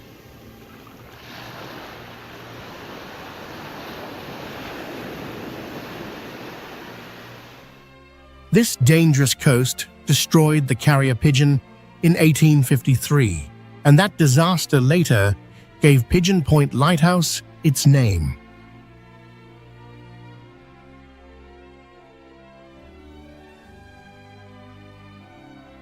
The tower rises 115 feet and contains 500,000 bricks, yet it continued to weaken until a multi-ton section of iron and masonry fell from the top in 2001.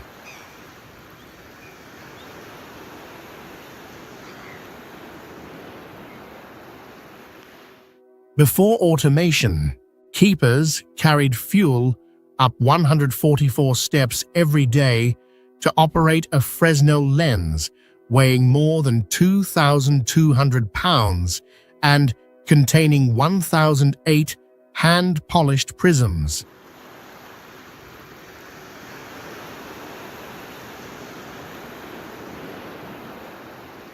That lens has now been removed, while an LED light flashes every 10 seconds and continues guiding ships with the cold precision of a machine.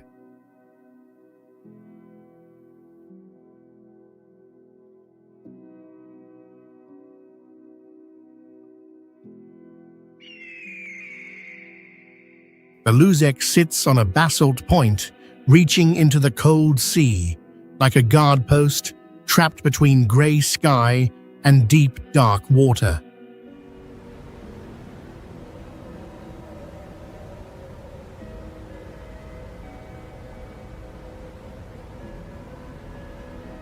The volcanic rock rises about 230 to 260 feet beside the sea, leaving the tower with only a narrow strip of land between wet cliffs and cold waves.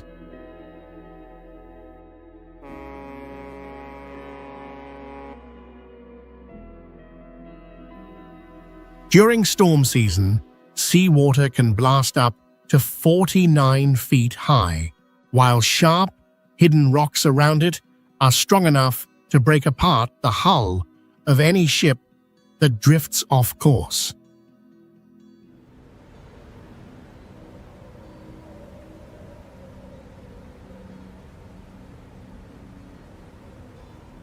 More than 100 foggy days each year can reduce visibility almost to zero, turning the light into a vital sign of survival for vessels offshore.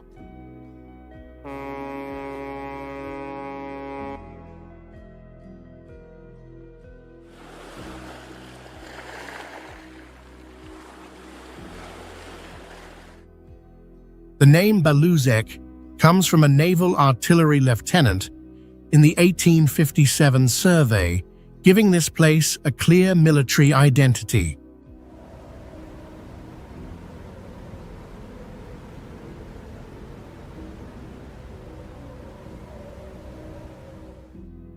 Built in the 1930s from local stone, the living area around the tower forces the keeper into isolation, where one slip can leave almost no chance of survival.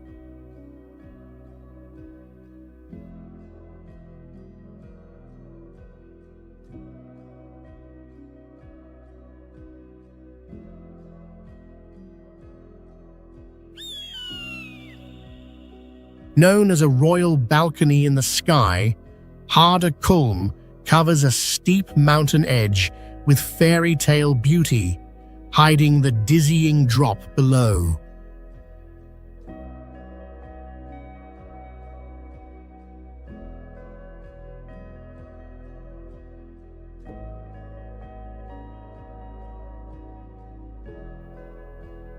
To reach an altitude of more than 4,265 feet, visitors ride a rail funicular over 100 years old that climbs along the mountainside.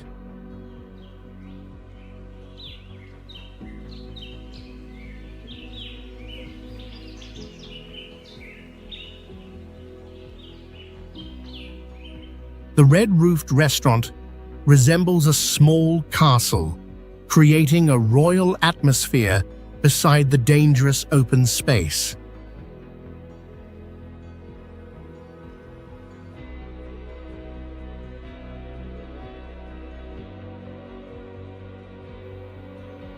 That illusion disappears on the steel platform, extending beyond the cliff like the bow of a ship, where a glass floor forces visitors to look into the deep forest below.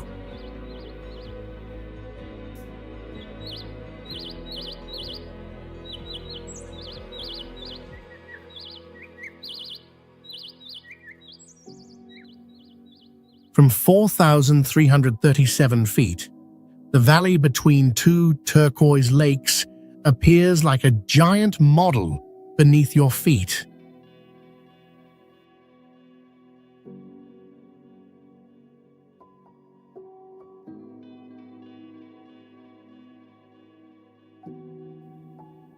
Across the horizon, Three icy mountains, higher than 13,123 feet, form a white wall, reminding humans how small they remain before nature.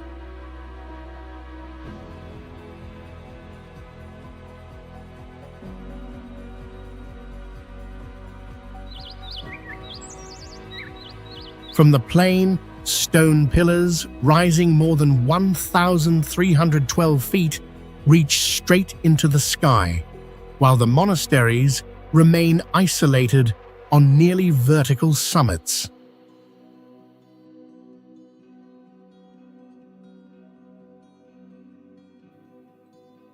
The Meteora Monastery complex stands on tightly compressed sandstone and conglomerate, strong enough to absorb and spread force through many earthquakes.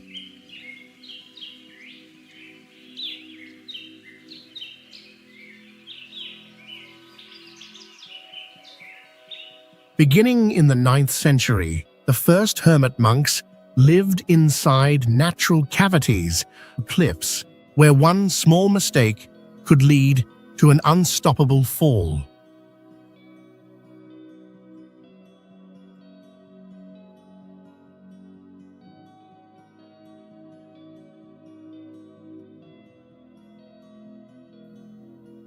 By the 16th century, 24 monasteries had been built on the stone summits to escape war, but only 6 remain active today.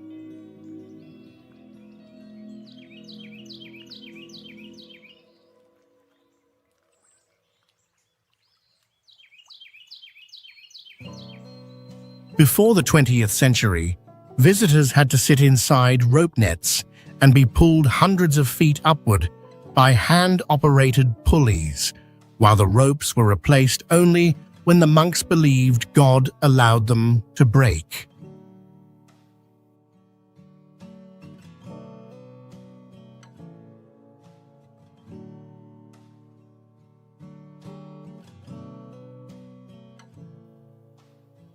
Although the Meteora Monastery complex attracts millions of visitors, only around 60 monks and nuns actually live year-round on these isolated stone summits.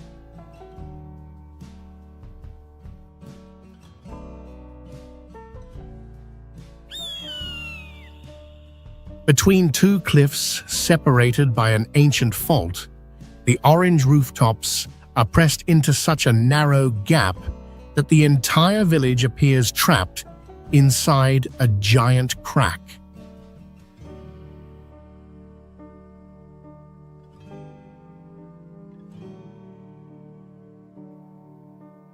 Mustier Sainte-Marie stands on porous tufa rock with strong natural grip, while many houses use the cold cliff behind them as a rear wall.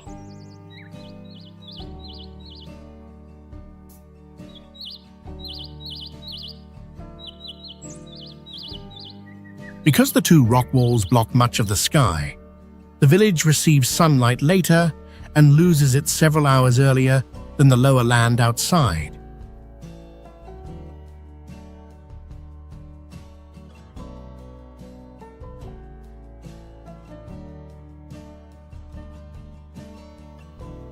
Cold water emerges from an underground cave system and flows through the settlement, creating constant noise and dividing the living space with a fast current.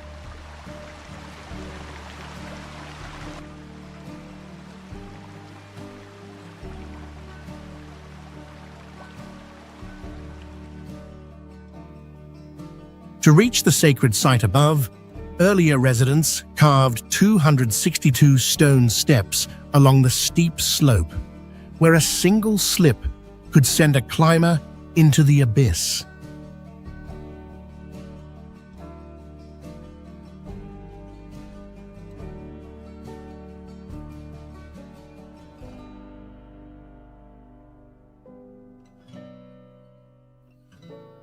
At night, the chain disappears into the darkness, leaving only the golden star floating between the two cliffs above a village enclosed by rock and shadow.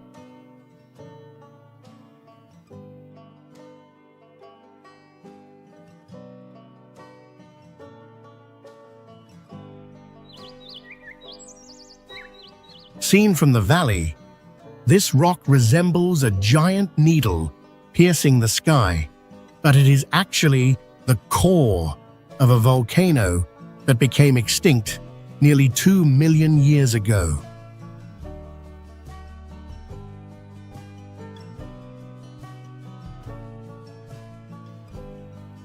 At the top of this 279-foot stone pillar, Saint-Michel-d'Aiguille-Chapelle was begun in 962 and has remained balanced for more than 1,060 years.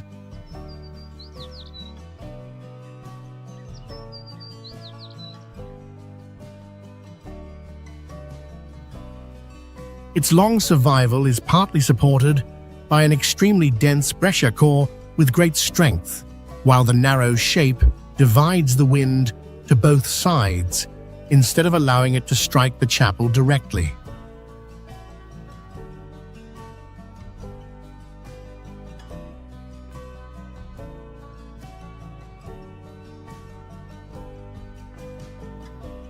Because the summit is completely uneven, medieval builders shaped the foundation around every rise and hollow so the structure could fit tightly against the natural rock.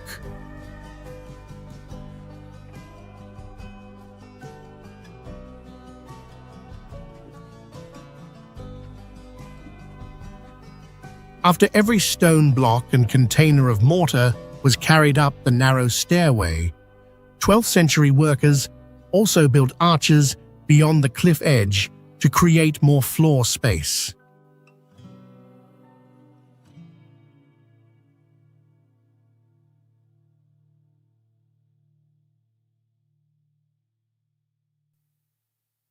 One careless step backward near the wooden door could send someone into the abyss, while the chapel remains alone at the top of the stone pillar.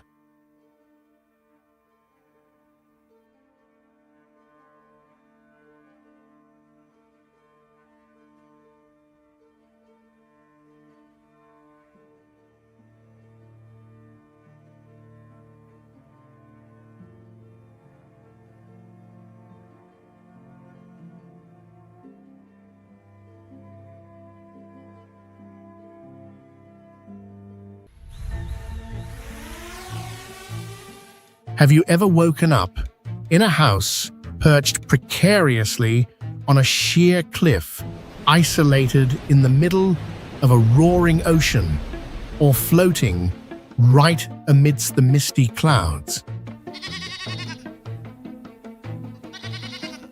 From rusted steel fortresses standing lonely amidst the deep sea, and monasteries clinging tightly to steep mountainsides, to metal shelters defying freezing ice at breathtaking altitudes. There are even lighthouses swallowed by violent waves year-round, or isolated structures drifting as far as outer space. All of them are architectural wonders so spectacular that they seem unreal, where the boundary between survival and extreme danger is just a single step away. Join me on a journey to discover the craziest structures on Earth, where survival, ambition, and isolation coexist in a form that was previously only possible in our imagination.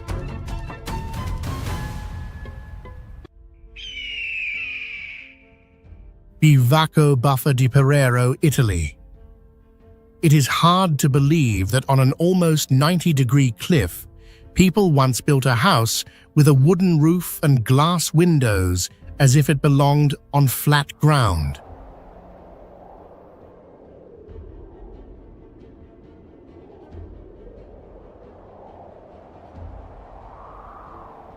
At about 9,055 feet above sea level, This shelter reveals only a small front wall, while everything around it is locked in by sheer vertical rock faces.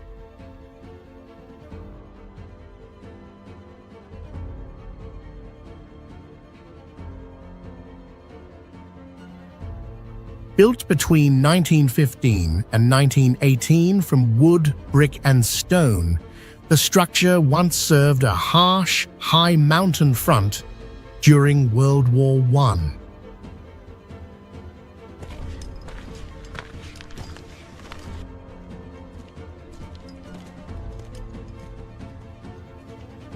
Inside are only 12 simple wooden bunk beds, with no electricity, no running water, and no toilet, while reaching this place requires climbers to cross iron ladders bolted to the cliff, narrow exposed ledges, and the fear of the abyss below.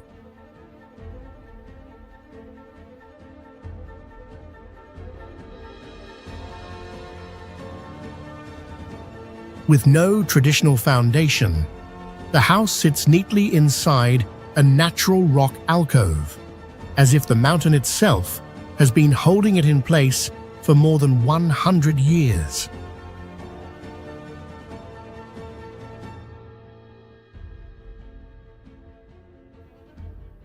After decades of abandonment and roof collapse caused by avalanches and alpine storms, the site was fully restored by Italy's 6th Alpini Regiment in 2022 and now serves as an emergency shelter for climbers.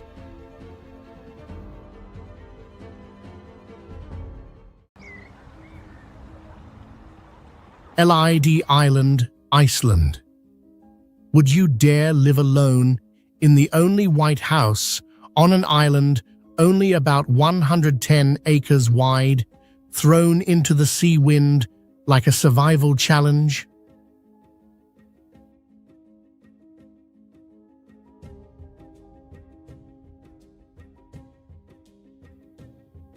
That isolation began 5,000 to 6,000 years ago when a volcanic eruption pushed this landmass up from the ocean floor and left it alone in the North Atlantic.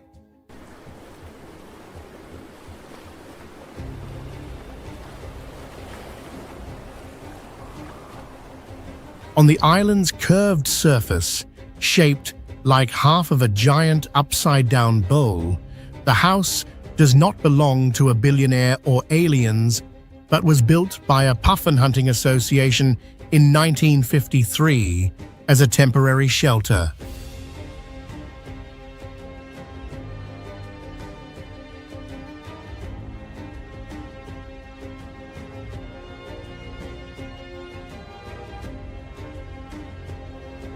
But to stay here, people must accept no grid electricity, no internet, no underground water system, and only rainwater collected from the roof for daily use.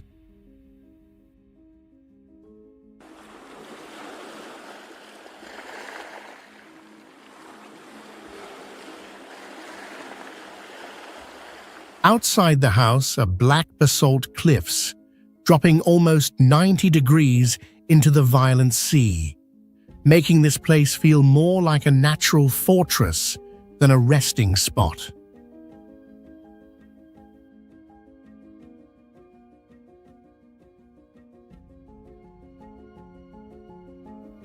So, no matter how much money you have, you cannot rent this house, because its door only opens to people allowed by the local association.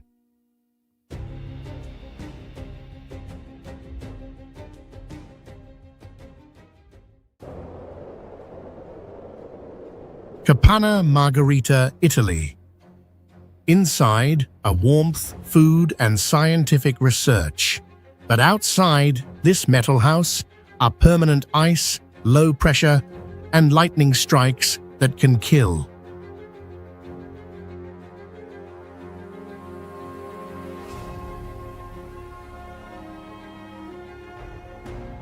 At about 14,941 feet high, air pressure is only around 50% of sea level, making every breath weaker and pushing the body toward oxygen shortage.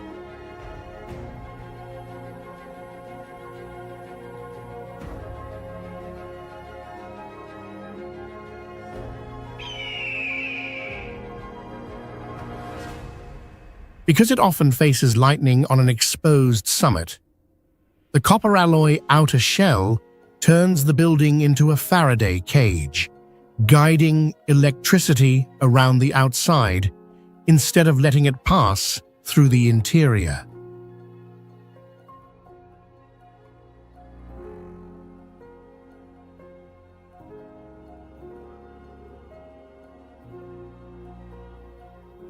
Since 1893, when Queen Margrethe crossed snow and ice herself to open this place, the building has meant more than an ordinary mountain refuge.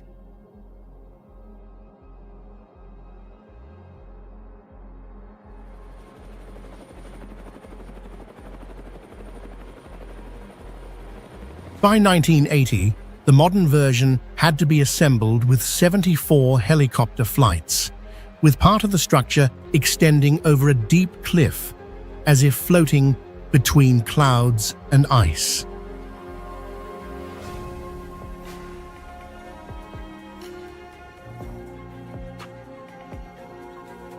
Capanna Margherita is not only a stop for climbers, but also a medical research station where doctors study how the human body reacts to extreme altitude and oxygen shortage.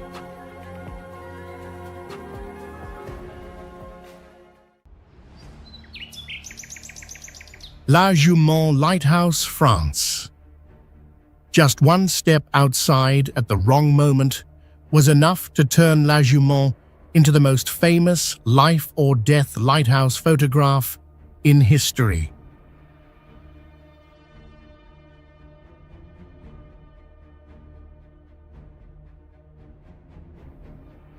This tower does not stand on a safe island, but is anchored directly onto a lonely underwater rock in the violent waters off France.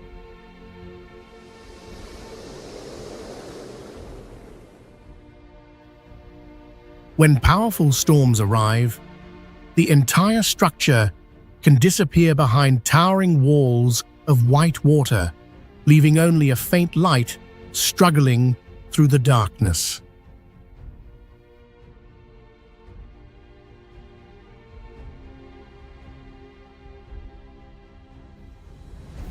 In 1989, the lighthouse keeper stepped outside after hearing a helicopter and believing it was a rescue team, while a giant wave was crashing down right behind him.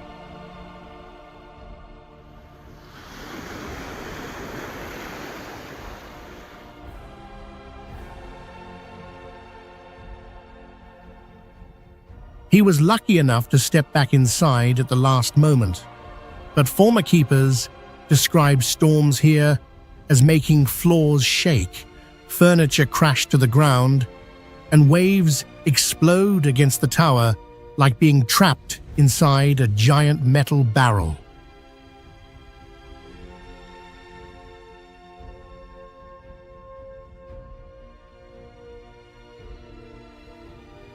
La Jument was built after a shipwreck disaster that killed more than 250 people, so its light serves not only as a guide for ships, but also as a lasting memory of tragedy preserved in the dark sea.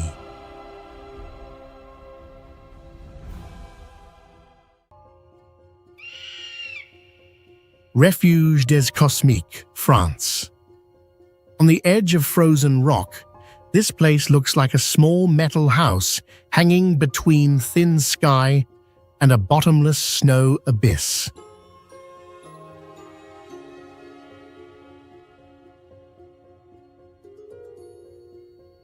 At about 11,854 feet high, the air loses around 35% of its oxygen, forcing the body to breathe harder and the heart to work faster, even while standing still.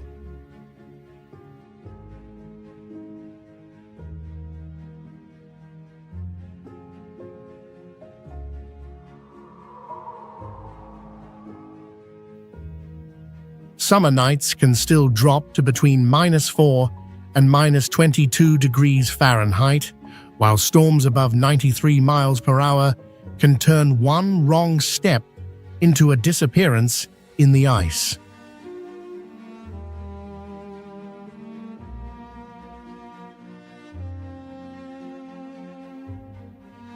The building does not sit on flat ground, but is held by steel anchors driven deep into the rock, with a metal shell designed to resist brutal wind.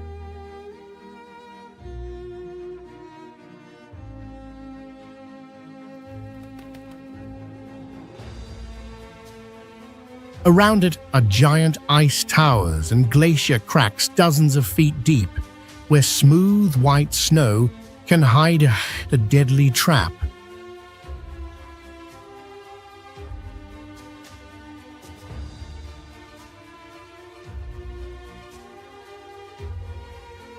The strangest part is that inside this extreme world, it still works like a high mountain shelter house, with hot meals, sleeping rooms, and atmospheric research equipment.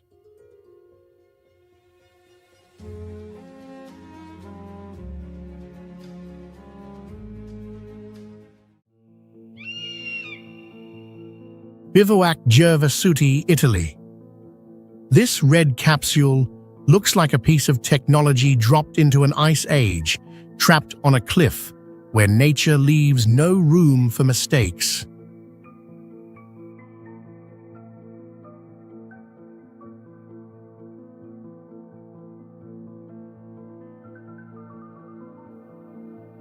At about 9,301 feet high, oxygen levels are only around 70%, making the body lose breath quickly before it can adapt to the high mountain environment.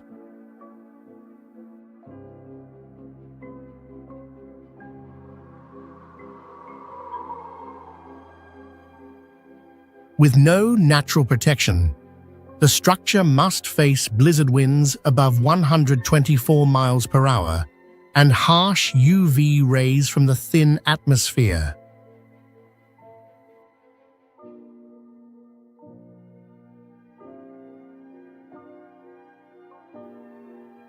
Instead of traditional stone or brick, the structure was made from fiberglass and composite alloy, 33 feet long, but weighing only about 4,365 pounds, so a helicopter could lift it to its current position.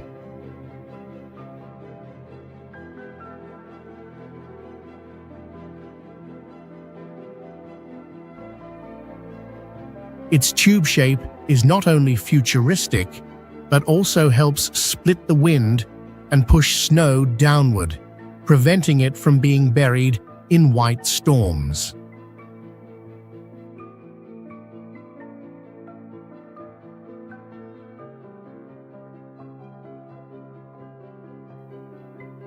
Inside, the floor area is only about 323 square feet, yet it can hold 12 bunk beds, turning this small capsule into a survival home among broken rock, cold ice, and deep drops.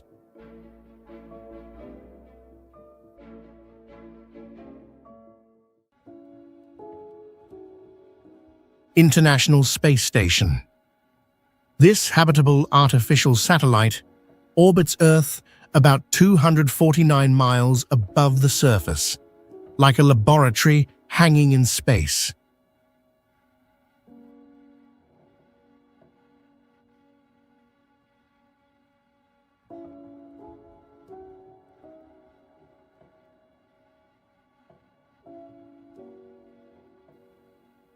Its most fascinating feature is the direct view down to Earth, where astronauts can see the planet's curve, giant swirling storms, glowing auroras, and cities shining at night beneath a thin, bright layer of atmosphere.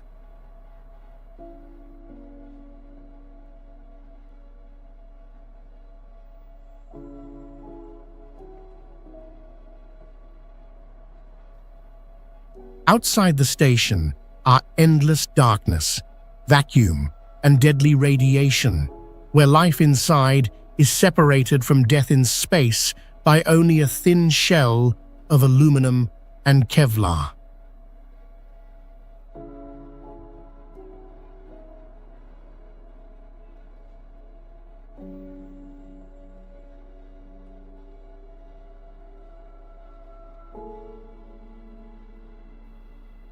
Inside that shell is a narrow maze filled with cables, screens, storage bags, and scientific equipment fixed to the walls.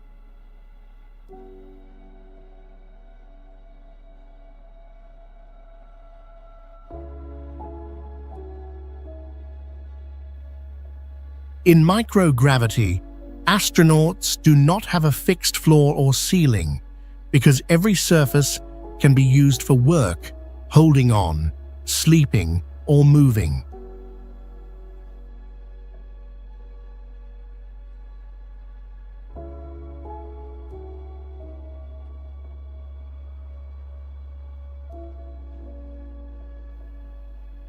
This contrast between Earth's beauty outside the window and the cramped living space inside makes it humanity's most fragile, yet extraordinary outpost beyond the planet.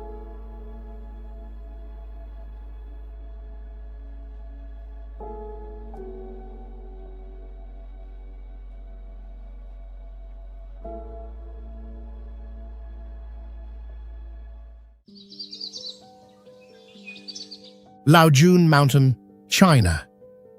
When a sea of clouds rises high enough to swallow the lower slopes, the summit looks like an island drifting across the sky.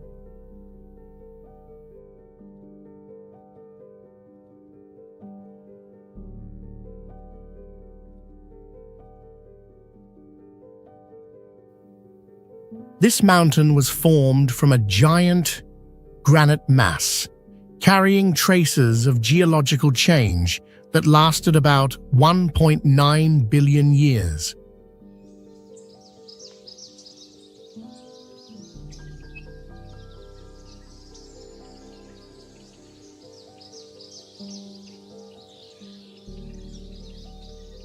Its highest peak rises to about 7,274 feet. Where the air is thinner, the temperature drops sharply, and thick fog covers the area for more than 200 days each year.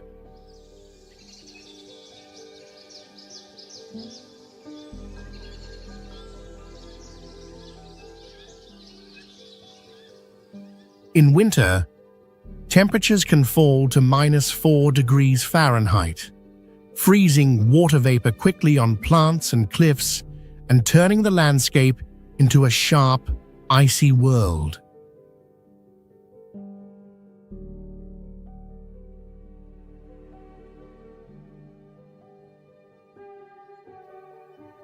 About 2,500 years ago, this place became linked with Taoist tradition and turned into a sacred mountain of cultivation, retreat, and alchemy legends.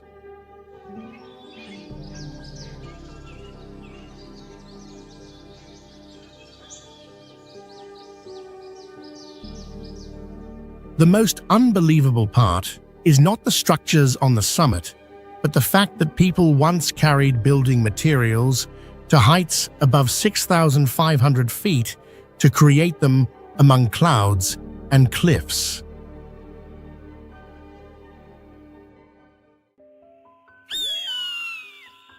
Sphinx Observatory, Switzerland. This observatory is like an eye made of stone and steel, standing on a sharp mountain ridge among permanent snow and ice to watch the sky.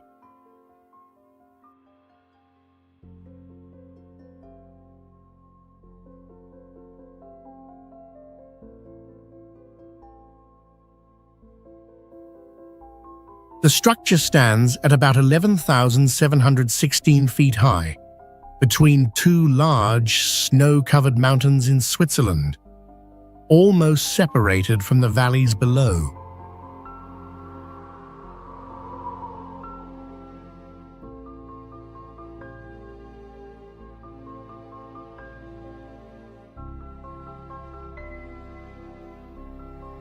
It is connected to Jungfraujoch, home to the highest railway station in Europe and one of the continent's highest, permanently staffed research facilities.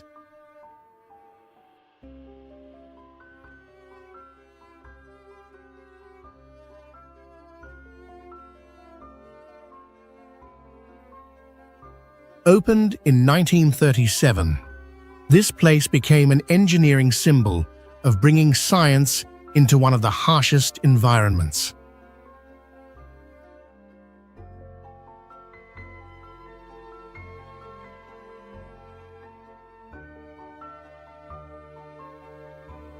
Its astronomy dome can open and close to protect telescopes from winds up to about 124 miles per hour, while many laboratories are reserved for meteorology and cosmic ray research.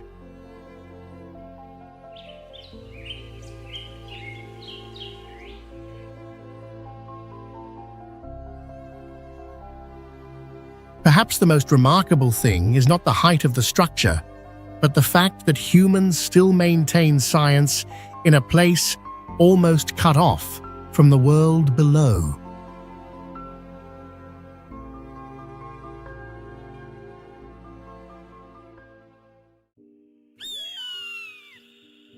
Monte Rosa Hut, Switzerland. Falling into the harsh Alps like a giant crystal, this 6.5 million Swiss franc masterpiece proudly holds on at about 9,458 feet high.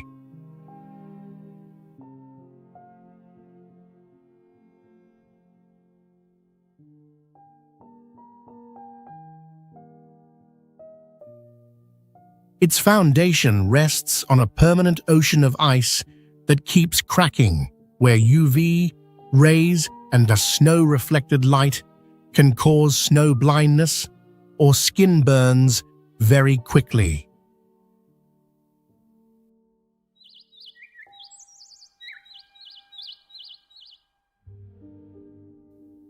To conquer this place with no road access at all, helicopters had to make up to 3,000 flights to lift wooden boards and glass pieces up the mountain for assembly.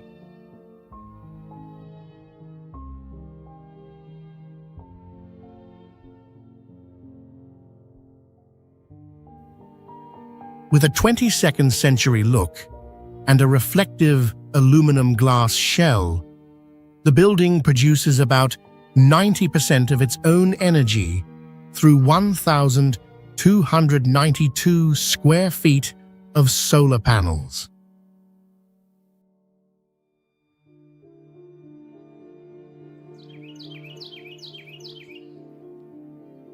When light touches it, the whole polygonal mass glows like a bright rose gold lighthouse in the cold grey wilderness.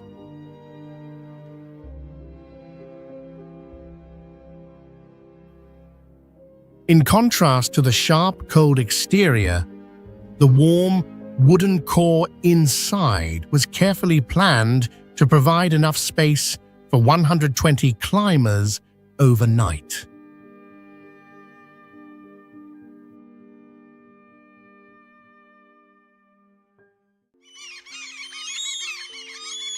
Monsel Sea Forts, United Kingdom. Offshore, in the cold grey spray, the whole group of forts rises like a herd of dead iron monsters standing still on thin legs in the sea.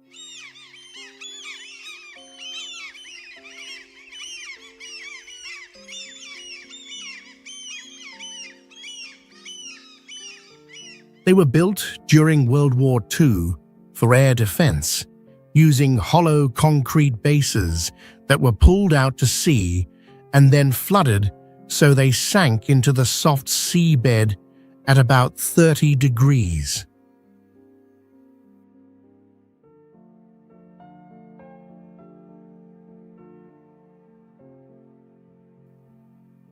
Each group had 7 separate towers, each weighing about 300 tons, once linked by hanging steel bridges, so if one tower fell, the others could keep fighting.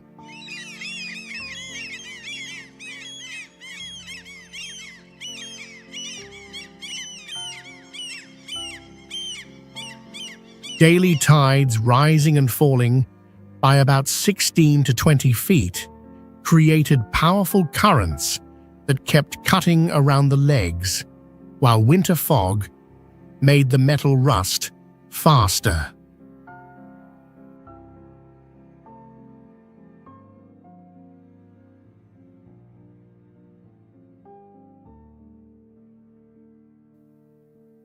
After the military abandoned them, these ghost towers were once taken over by pirate radio stations, turning the isolated scrap field into a rebel base beyond mainland law.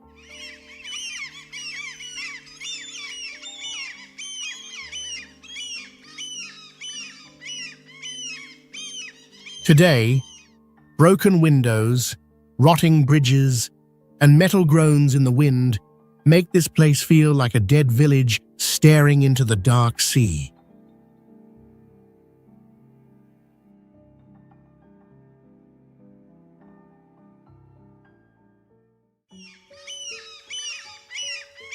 Panagia Hozoviotisa Monastery, Greece.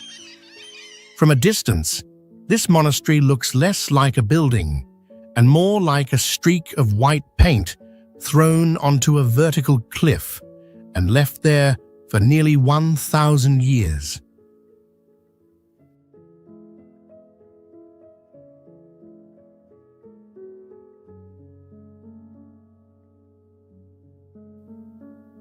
The structure is attached directly to a near-vertical rock wall about 984 feet above the sea, making it appear as if it is floating in mid-air without support.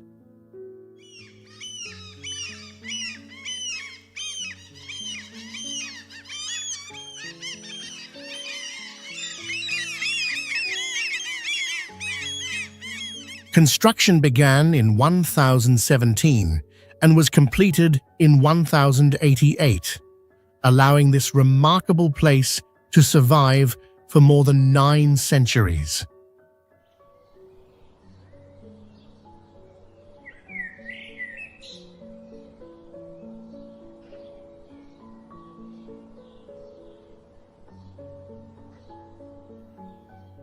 Inside is an extremely narrow, 8-story structure, with some sections only about 16 feet wide, causing the building to blend into the cliff behind it.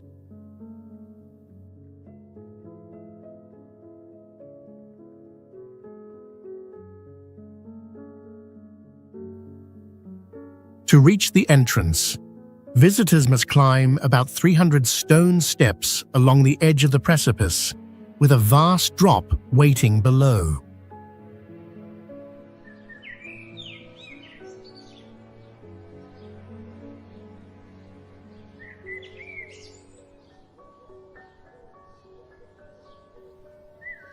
After centuries of resisting rock, wind, and sea, this place still exists like a lonely house of faith, hanging high above the world.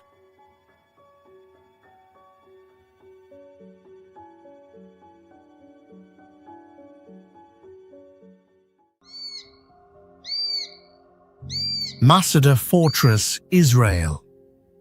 In the burned, dry desert, this fortress looks like a block of rock cut away from the world, where people once turned an isolated summit into a final shelter.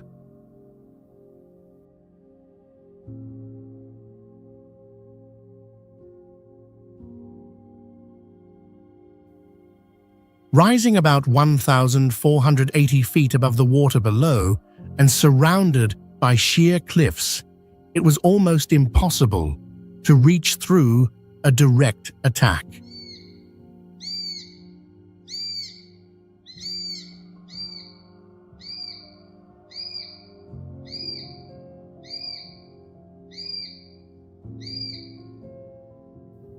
To survive in that harsh place, ancient builders carved 12 giant reservoirs into the rock, storing water from rare desert floods.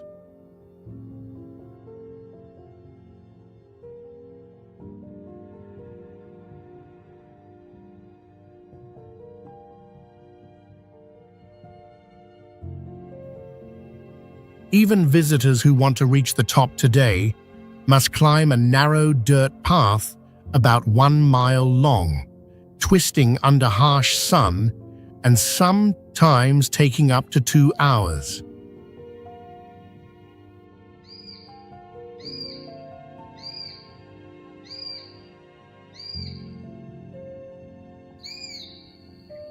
During the siege of 72 to 73 AD, Roman forces also could not climb straight up, so they had to build a massive ramp to drag war toward the fortress.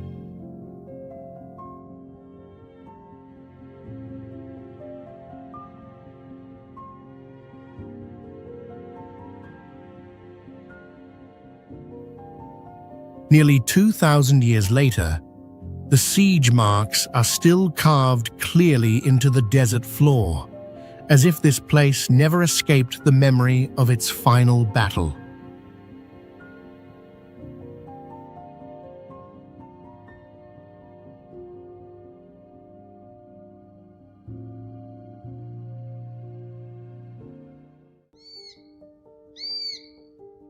Fastnet Rock Lighthouse, Ireland. In the white foam of the North Atlantic, this lighthouse looks like the last stone nail pinning humanity to the edge of the ocean.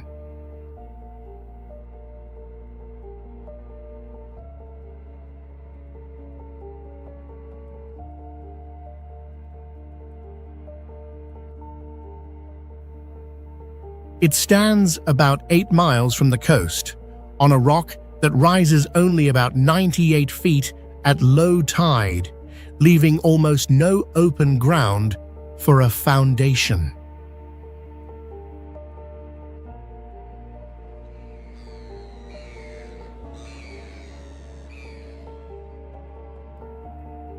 This sea area often faces storm winds above 99 miles per hour and waves carrying enormous force, strong enough to crush any weak structure.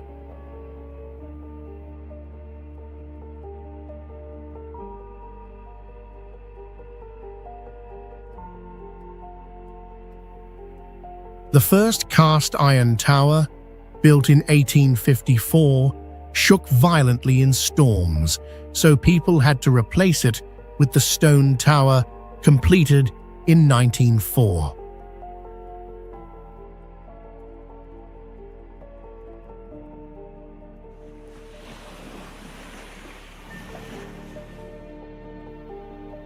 The current structure was built from 2,074 granite blocks, weighing about 2 to 3 US tons each, with a curved base that lets waves slide upward and break apart instead of striking the tower directly.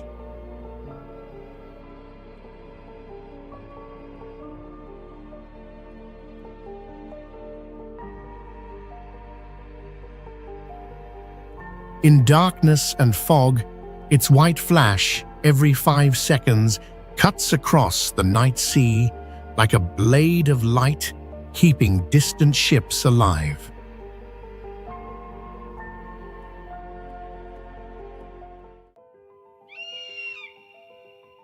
Key Monastery, India. On the barren mountainside, this monastery appears like a giant white crown trapped between rock, snow, and thin air.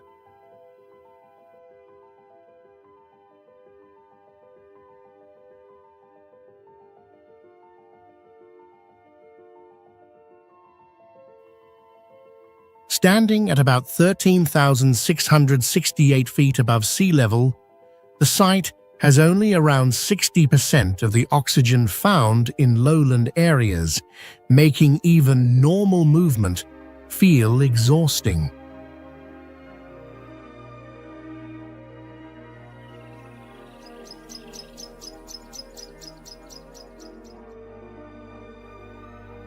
The surrounding region is a harsh, cold desert, where winter temperatures can fall below -22 degrees Fahrenheit, while strong ultraviolet sunlight can still burn exposed skin during the day.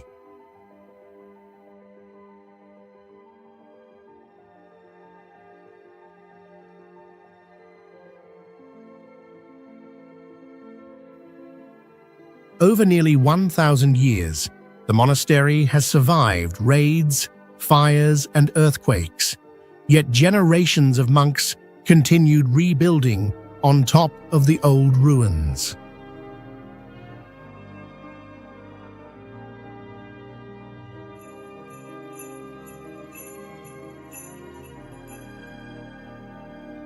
That process created a multi-level maze of narrow corridors, tiny windows, and thick walls that served as both a monastery and a defensive fortress.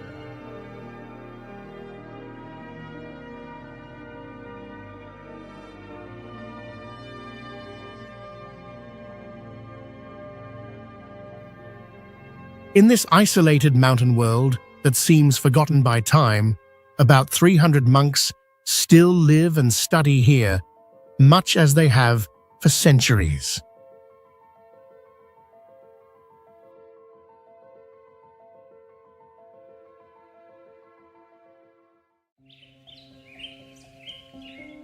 Guaita Tower, San Marino.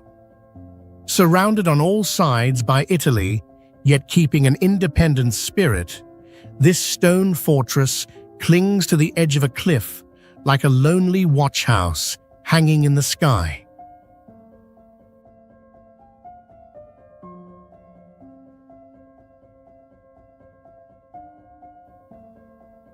The tower stands on a 20-million-year-old limestone mass at about 2,464 feet high, where the cliff drops almost straight down and turns every approach into a life-or-death challenge.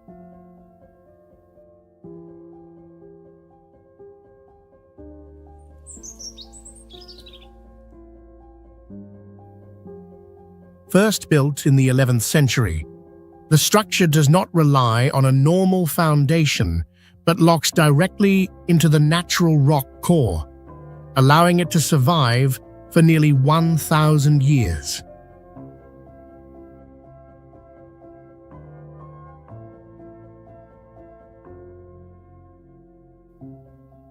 Whenever fog rises and swallows the valley below, the mountain body disappears, leaving the grey fortress floating like a lonely island on a sea of clouds.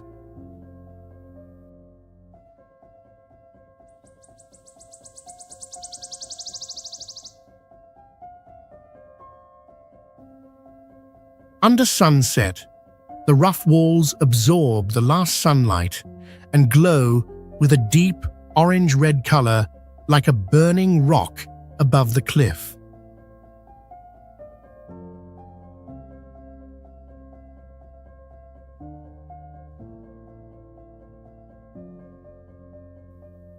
From the highest arrow slit, the 360-degree view stretches all the way to the horizon, turning this place into a lonely stone lookout, guarding the living memory of a small nation.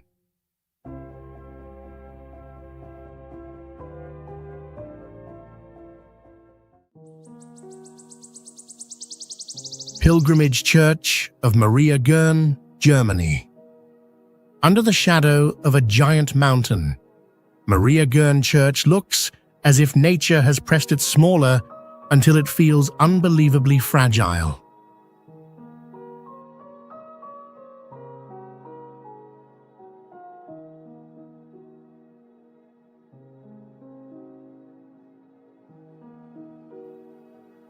The valley around it was shaped during the last ice age, when giant glaciers scraped the land more than 10,000 years ago.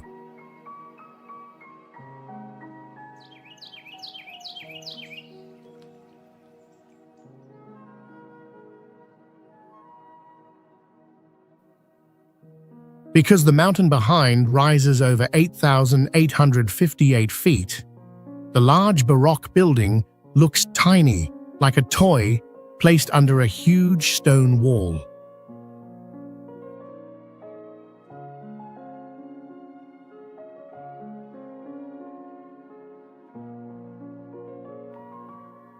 Strangely, this costly church was first built to protect a wooden statue of the Virgin Mary, less than 3 feet tall, carved in 1666.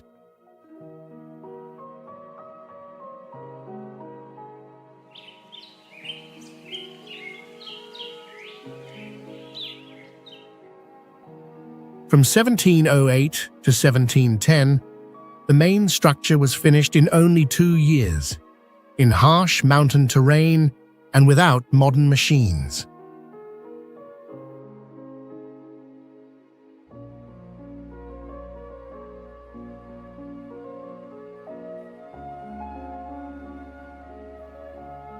When snow covers the valley or sunset turns the peaks behind it red, the red-pink dome becomes a fragile light inside the cold beauty of the Alps.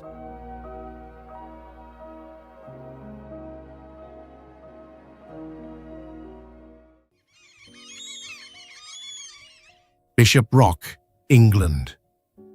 It is hard to believe that a tiny rock almost swallowed by waves can carry one of the most resilient lighthouses in maritime history.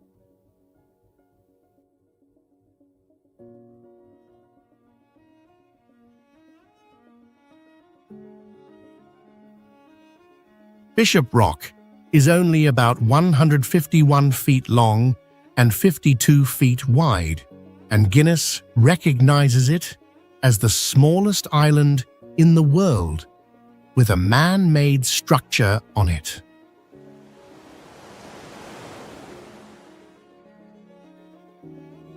The rock's surface is so narrow that the lighthouse foundation nearly covers every space, making the tower feel as if it has been pressed straight into the sea.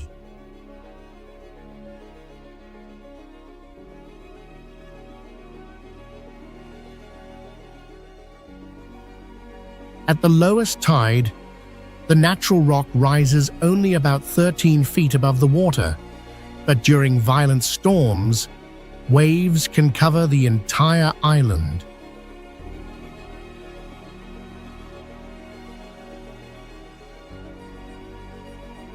To resist that force, the current tower was built from 5,700 tons of granite, with lower blocks locking into each other as if humans were trying to pin a point of light into the raging sea.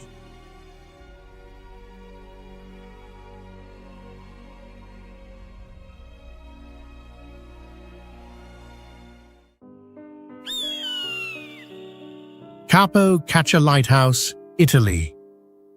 On the edge of a vertical cliff, this lighthouse looks like a lonely house guarding the border between solid land and a straight drop into the sea.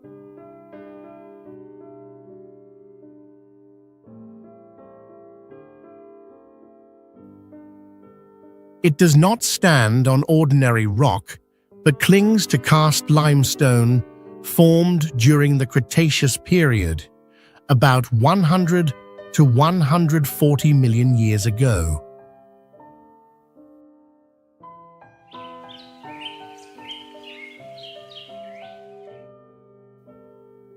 Although the tower is only 79 feet tall, its light works at a height of 610 feet because it sits on the cliff top, like looking down at the sea from a 60-story building.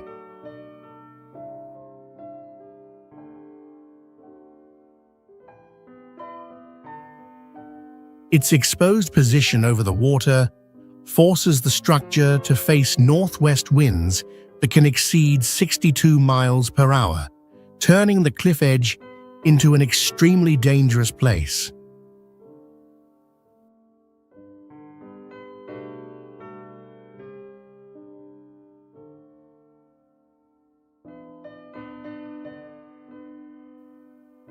Since 1864, the white light has flashed every 5 seconds, like a small sign of life, surrounded by darkness, fog, and a restless sea.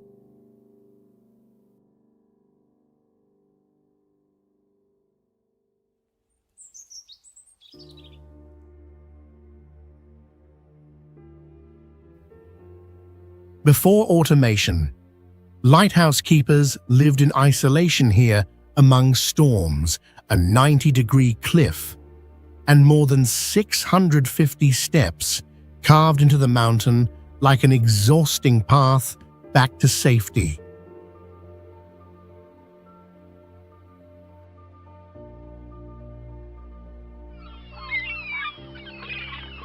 San Juan de Gazteluga, XC, Spain.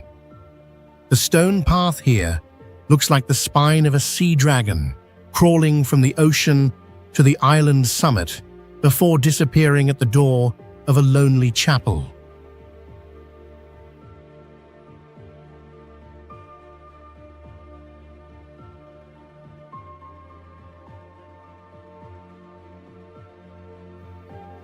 The structure dates back to the 10th century, standing on top of a cone-shaped rocky island and connected to the mainland by only one winding stone bridge.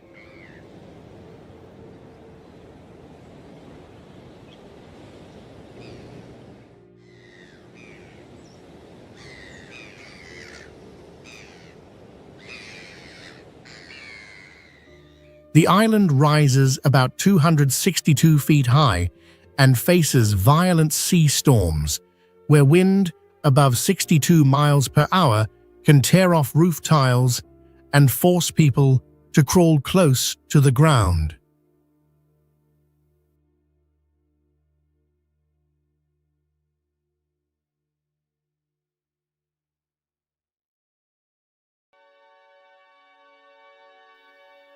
Salt mist is blown all the way to the summit and works like an invisible acid, slowly eating the stone mortar and making metal rust very quickly.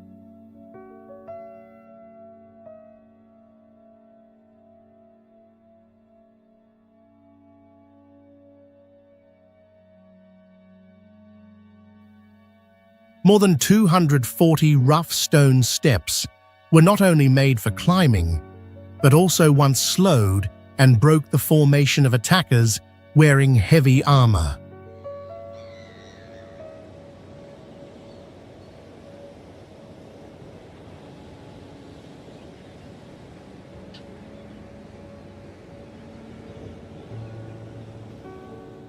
After about 1,000 years of burning, raids, and lightning strikes at sea, the chapel on top still clings to the rock, like the last human mark before the violent ocean.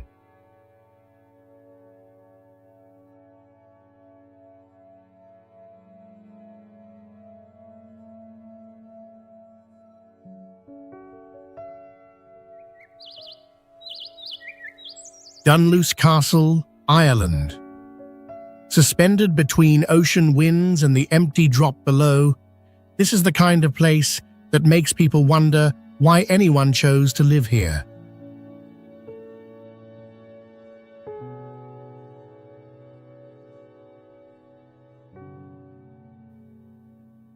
The entire structure clings to an ancient mass of volcanic basalt, the remains of lava flows that cooled about 50 to 60 million years ago.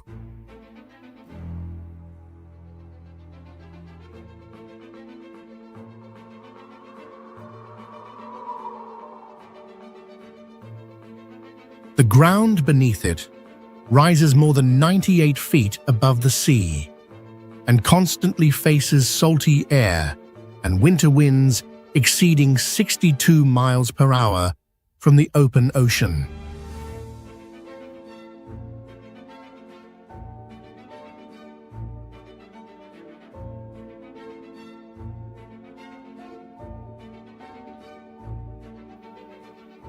Built around 1500, it once served as a powerful stronghold, yet its isolated position on the cliff meant daily life was always close to danger.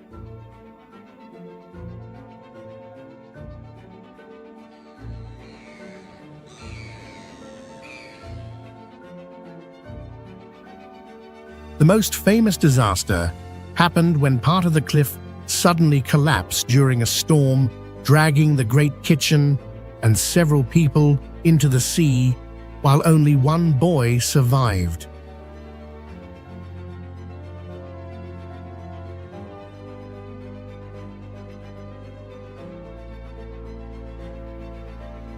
After crossing the narrow bridge into the ruins, visitors find empty windows, hanging fireplaces, and unfinished stone stairs, as if the castle is still slowly disappearing piece by piece.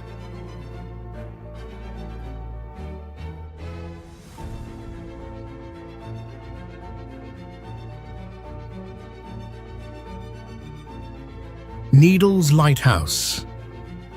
If you think a lighthouse is simply a guiding light, then Needles Lighthouse was built to face fog, submerged rocks, and some of the most dangerous waters around England.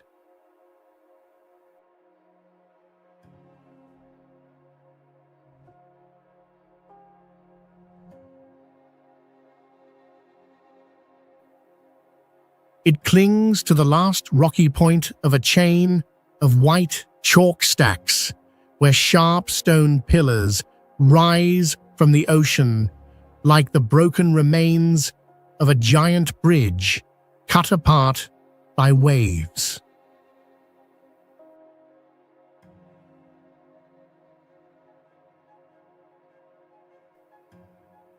Beneath that beauty lies soft chalk, a type of limestone that erodes easily, allowing the sea to slowly wear away the cliffs year after year.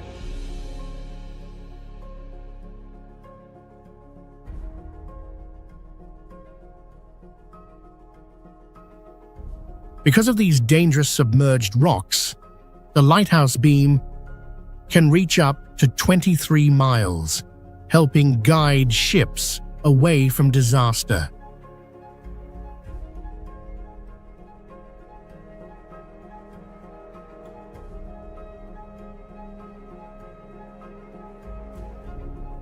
The current lighthouse was built in 1859 to replace an older beacon on the high cliffs, where thick fog often swallowed its warning signal.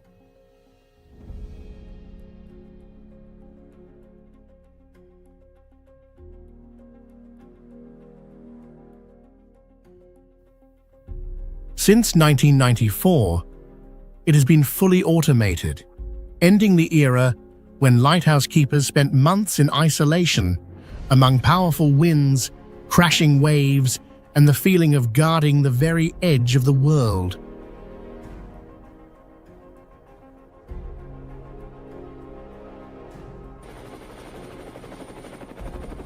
Three Drangaviti Lighthouse, Iceland. Between the Black Ocean and violent wind, this lighthouse looks like a tiny white nail driven into a stone needle piercing the sea.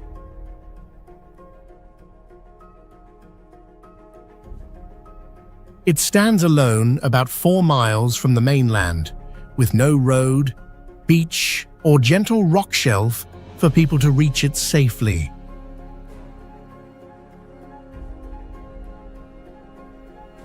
With nothing to block the wind, gusts above 62 miles per hour can turn one slipping hand on the vertical cliff into a disaster with no second chance.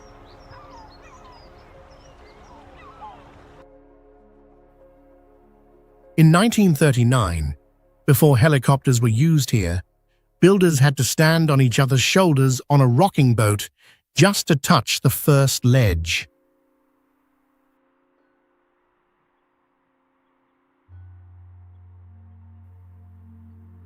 The most terrifying part is that this place has no real escape, because once bad weather stops a helicopter from landing, a person is almost trapped between vertical rock, rolling waves, and the grey sky.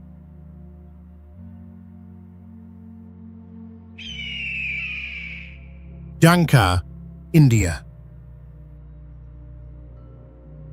This ancient, isolated village on the Himalaya looks like a cliff fortress made of dust, earth, and a harsh beauty that feels timeless.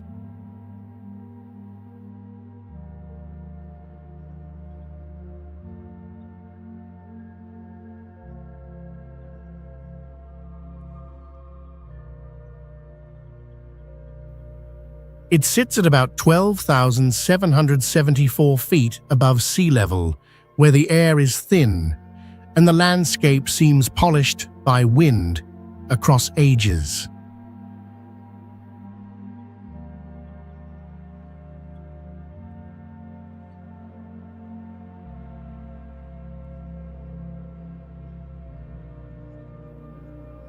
What makes it fragile is that the entire settlement is not anchored to hard rock, but rests on compacted clay and old lake sediments, so the ground itself can shift.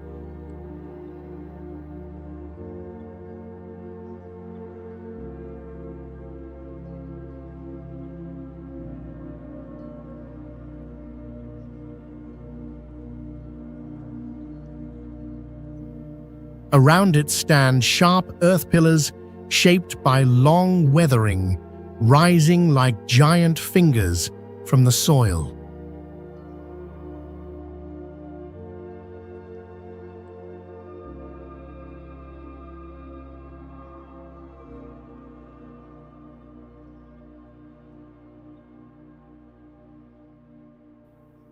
The roughly 1,000-year-old homes and monastery use no cement, built only from sun-dried mud bricks, stone, and poplar wood, blending into the cliff like massive termite mounds rather than man-made walls.